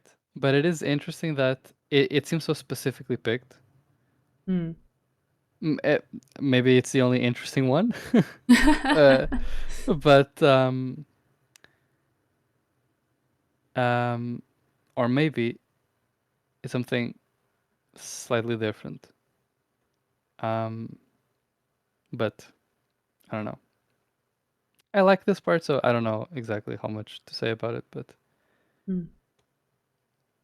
uh, yeah. About this, I'll only say that as it relates to the explosion accident or incident or whatever, the explosion is what makes it possible for there to be the different versions of events for the 2 days. Right? Do you understand what I mean? In the sense of there's no way that it can be reconstructed what exactly happened. Exactly. So anything that kind of leads to the same result of everyone being dead goes. Exactly. Yeah. Oh, Kind of like makes me think of like the result of magic. It doesn't matter how it happened. The aftermath is what we observe. Okay. yes. It's the same kind of thing. Yeah. Of course, she is looking for I mean Angie. She is looking for what for realsies happened. Yeah. So, but is there such a thing? What would that even mean? Such a thing as like her managing to figure out what happened, or or rather, did is there such a concept as the one thing that happened that she's looking for? And if it is, then wouldn't it be the one that leads to her future with the surviving Eva? So wouldn't it just be episode 3 that she's looking for? I think that's what the novel wants you to think in the beginning, but it's a wild goose chase. That's my feeling about it. So, yeah. Okay. So I didn't go down that path too much. I mean, maybe I took it in mind as episode 4 was kind of starting, ramping up. I was kind of like, okay, is this the aftermath of 3? Right. And after a while, I was like, nah. Now, maybe I shouldn't hold on to that thought because I might be restricting myself and not be able to see other things if I do. Okay. So I kind of let it go along the way. Great. If it isn't, what is it the outcome of? Another episode or? I mean, as far as I understand it, there are infinite fragments of reality. So there is a possibility of there being another variant of it where Eva survives, and that's where that particular Ange hails from. Yes, that is true. That would be an interesting story to see. And also by Byrne's words, which I don't know at what value to take them at this point, but by her words, she searched for a fragment where Ange would be happy with her family, and there's no such thing. Right?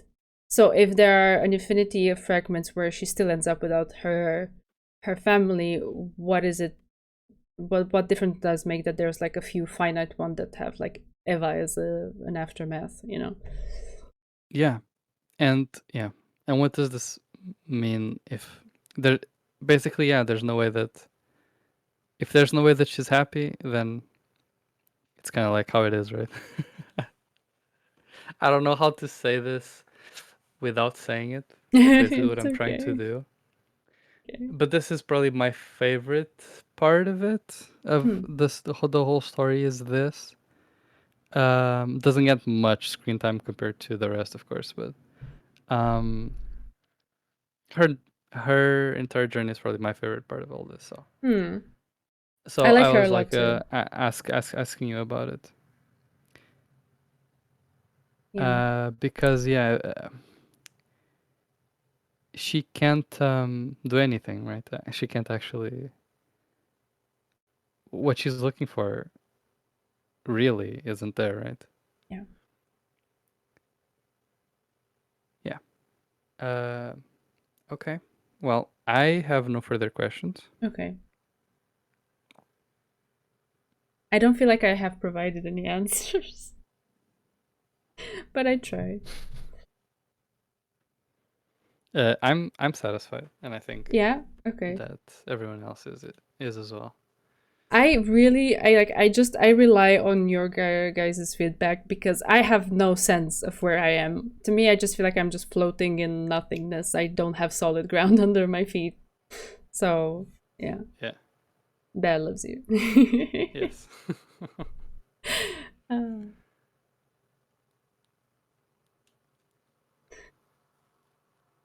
Okay.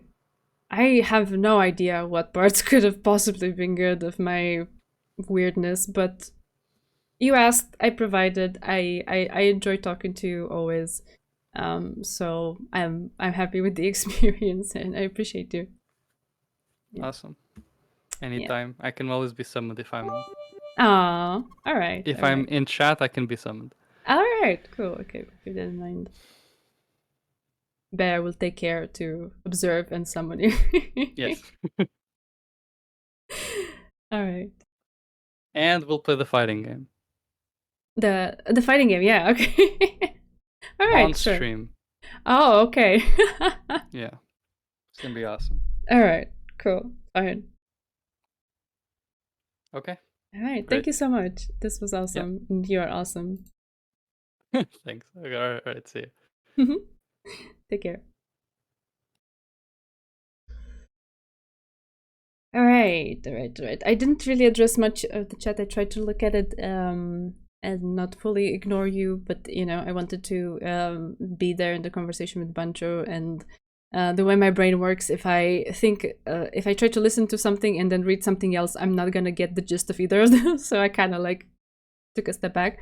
But I think there were a few things here that maybe Do I think there's a single mastermind or multiple culprits? And who are my prime suspects? Oh my god, this is very hard to say.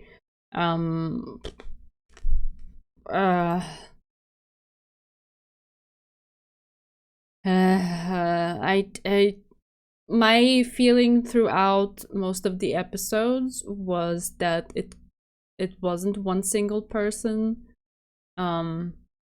I don't see how everything could be achieved by just one single person. But I don't know who to point at either. And so I don't particularly have prime suspects. I just, yeah. And also along the way, my focus shifted quite heavily towards the whys and the character arcs and their development, so I focused a lot more on that than on the mystery part. I don't really have that fully fleshed out thoughts about the mystery part, so I apologize about that. What else was here?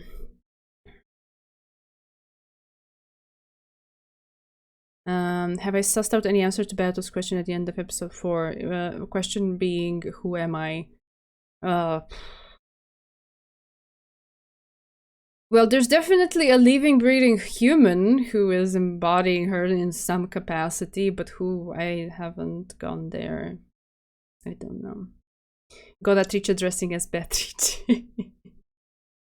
The image is sublime. It's sublime. Right up there with Nanjo dressing as Beatrice. I would love to see that. I would be all for it. The dress, the style. Yeah. Yeah. A new spicy game master. Oh, yeah. To be fair, I would have wanted more of Battler, but I understand we need to switch things up. One thing that I am interested in is what she said there, that she has no love, so things might get weird, and I'm a little bit interested to see how things look from that perspective. Not gonna lie, that might be intriguing. Okay. The stream was good. Oh, it was good because you guys are awesome and Bancho is awesome, #1. I'm just around.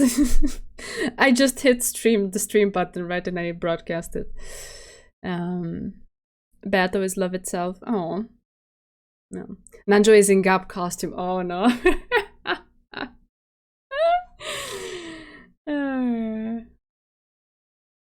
Yeah.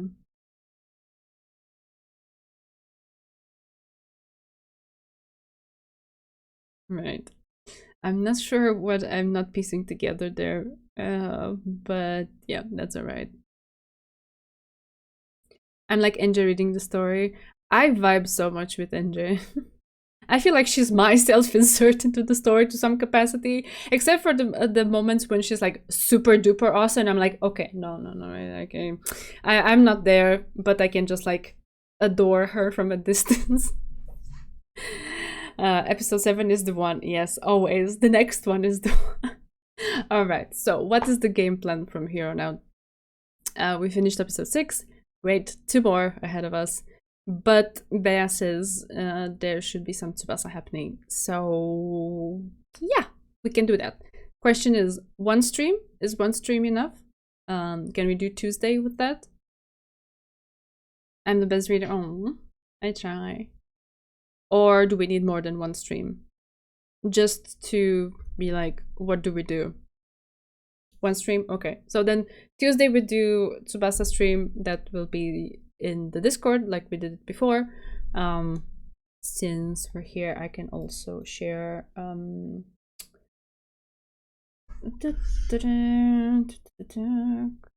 right, there we go. Can share an invite.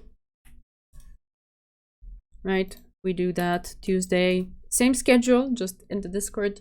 And then we start episode 7 on Thursday next week. Or wait, next week is the 15th. Yeah, no, that's okay. Yeah, it's next week. The week after that, I will skip Thursday, most likely, because I have something there. But we could try to move the stream to Wednesday. We'll talk about it. We'll talk about it next week. Yeah, but next week it's like this. On the 13th we have the Discord Tsubasa stream, and then on the 15th we're back here with episode 7. Episode 7 can be finished in one video of 24 hours. Oh, thank you, Fetch. Yeah, I love it. It's a cute turquoise. Do I have it around here? No, I moved it. It's a cute sparkly turquoise kind of color. It looks a bit more blue on camera because the camera kind of filters the colors in this way, makes it look more blue, but it's a nice turquoise, and I felt it went well nicely with the dress. And I tried to do my makeup based on the pink and turquoise. I don't know, I tried. Oh, thank you very much. Big stream, yeah. Oh well. I don't know about that. Okay, I rely on your feedback, and as long as we've all had a good time, I have for sure, then everything is good. Thank you so much for the BTS patch. That's super sweet. Yeah, night. I just must take care. One thing that I would want to say, maybe just to put it out there, I am very happy with my experience of this novel. I am profoundly appreciative and grateful that I get to experience you in my chat every time I turn on the stream. These are the valuable things that I'm taking out of it. I am really sorry that I am not a full-fledged detective that can provide like super spicy insights into things. It's just not my thing. And I don't think there will be any major revelations. But those aren't the most important things to me, and those aren't the most fun parts to me. It's sharing it with you and just being there all heart and soul connected to the characters and seeing their journeys and their development. And I do my best to love them all, although maybe my love is insufficient because apparently I cannot see things still. But that's all right. I'm still gonna keep going, and I'm still gonna be me because I cannot be anything else than me. So if you vibe with this, then that's amazing, and we can keep vibing in this way. I want to put it out there and maybe have a bit of a vulnerable moment that sometimes I feel like I am not rising up to the occasion of what you guys would want, or better even said, what you guys deserve for how awesome you are.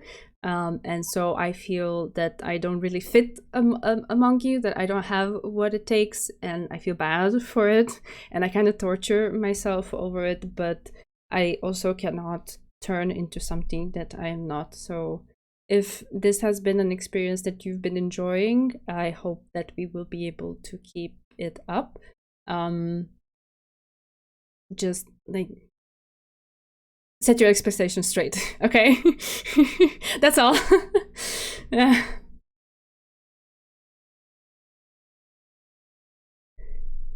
Yeah. Oh, thank you, Patch. It's really sweet.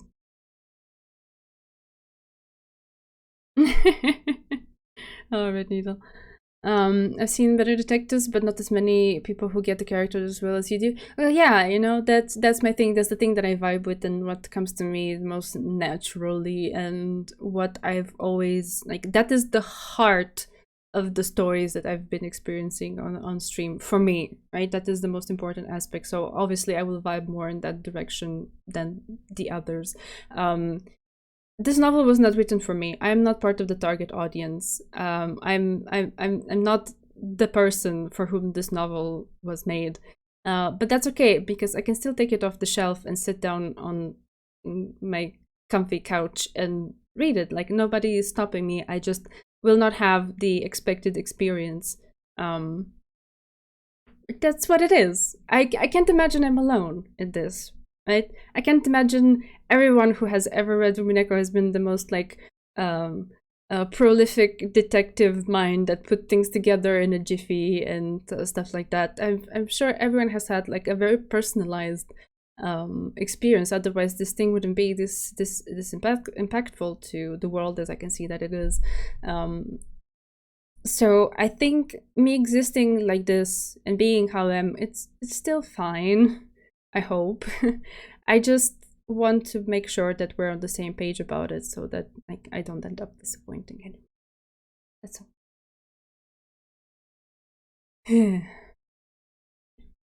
For the Rosa apology. Ay. Oh, thank you, Moss-chan. You're very sweet. Oh, I love you too, Bear. I've gotten to the heart of it. Oh, I'm happy to hear that. I'm happy. That makes me very happy. Sherlock is Erika's job. Yeah.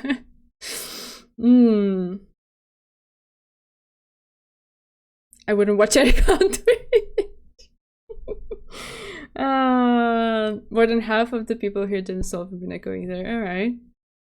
I myself didn't quite figure some things after episode 8. Umineko is very long and complicated. Just vibe with what you like. Yeah. That is actually my philosophy for life too. Seek and do the things that make you happy and that fulfill you, because life is so short and time is so precious. Like, you shouldn't waste it on something that just doesn't work for you, right? Oh, Bancho. Oh, you're so sweet. Umineko is fun because everyone has a different way of playing. Some people like to make theories like crazy, and some people like to understand more of the characters. Yeah, I'm more in the second camp there. Alright, good. It feels good to have gotten this off my chest. When I try to do things on my own, I sometimes fall into this pit of desperation and sadness, and yeah, I'm kind of like walking around with a rain cloud over my head, and I was kind of like that yesterday, but yeah, this stream helped dispel it, so everything's fine. I'm fine, as long as you're fine too. Yep, Neko is live. Oh. I can see how something like this has a deep impact and changes your life. I'm sure mine will not be the same after this. It already isn't the same. It already has had quite the impact. I was actually thinking this, because if I, for some reason, were to no longer figure out or read the next 2 episodes, how would I feel about it? And I would feel incredibly blessed and grateful, and I've had an amazing ride. So yeah, but thankfully there's even more of it, so we get to enjoy that next week as established by the schedule. I will also adjust a little bit underneath the Twitch stream so that you know that Tuesday is not happening here, it's happening in Discord. I'll post an announcement too. Yeah, so we figured that out. We are 1 hour over board. But that's okay. I'm dedicated. I'm willing to do this. If anything that I can provide is that I can put on a face and sit here and talk to you and answer your questions to the best of my ability, even if I say I don't know a lot. I know I do. I'm trying not to do that so much.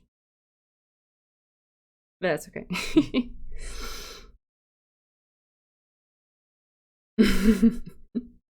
Alright, you guys are super cute. I'd spend the whole night just chatting with you, but I do have work tomorrow, so I'm gonna go rest for that.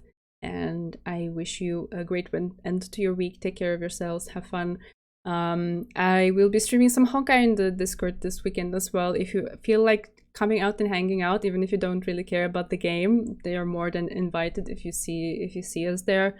I just wanted to be like a chill, let's, you know, have a few hours in the dream world kind of thing. So if you're around, you're more than welcome. You don't have to play the game or know of the game. We can just chill and chat as well. So yep, then see you there if you make it. See you Tuesday with the Tsubasa stream again if you manage to, and after that episode 7 next Thursday.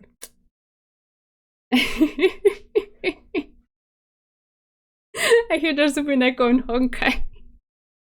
Yeah, I haven't gotten to the depths of it. That's why I thought, oh, maybe I could stream this and we have some fun. I just saw a little bit of the intro part, and there's a character that speaks in red, and then apparently there's some locked room thing shenanigans happening later on. I have no idea what it is. I guess we'll see a little bit of it, I suppose. I won't go through everything in one session, but yeah. You can't run from Umineko is everywhere. I mean, I guess that's one takeaway from Umineko, that magic is everywhere, you just have to see it. So, yeah. The same way with Umineko, it invades everything, but you just have to see it. With love. Right. For now, night night. Take care. Love you all. You're amazing. Thank you. Thank you. Thank you so much for your presence and your sweetness and you being so kind and patient with me. I will never stop being appreciative. This has been a really, really fun ride, and yeah, let's keep going. Take care. Love you all. Bye bye.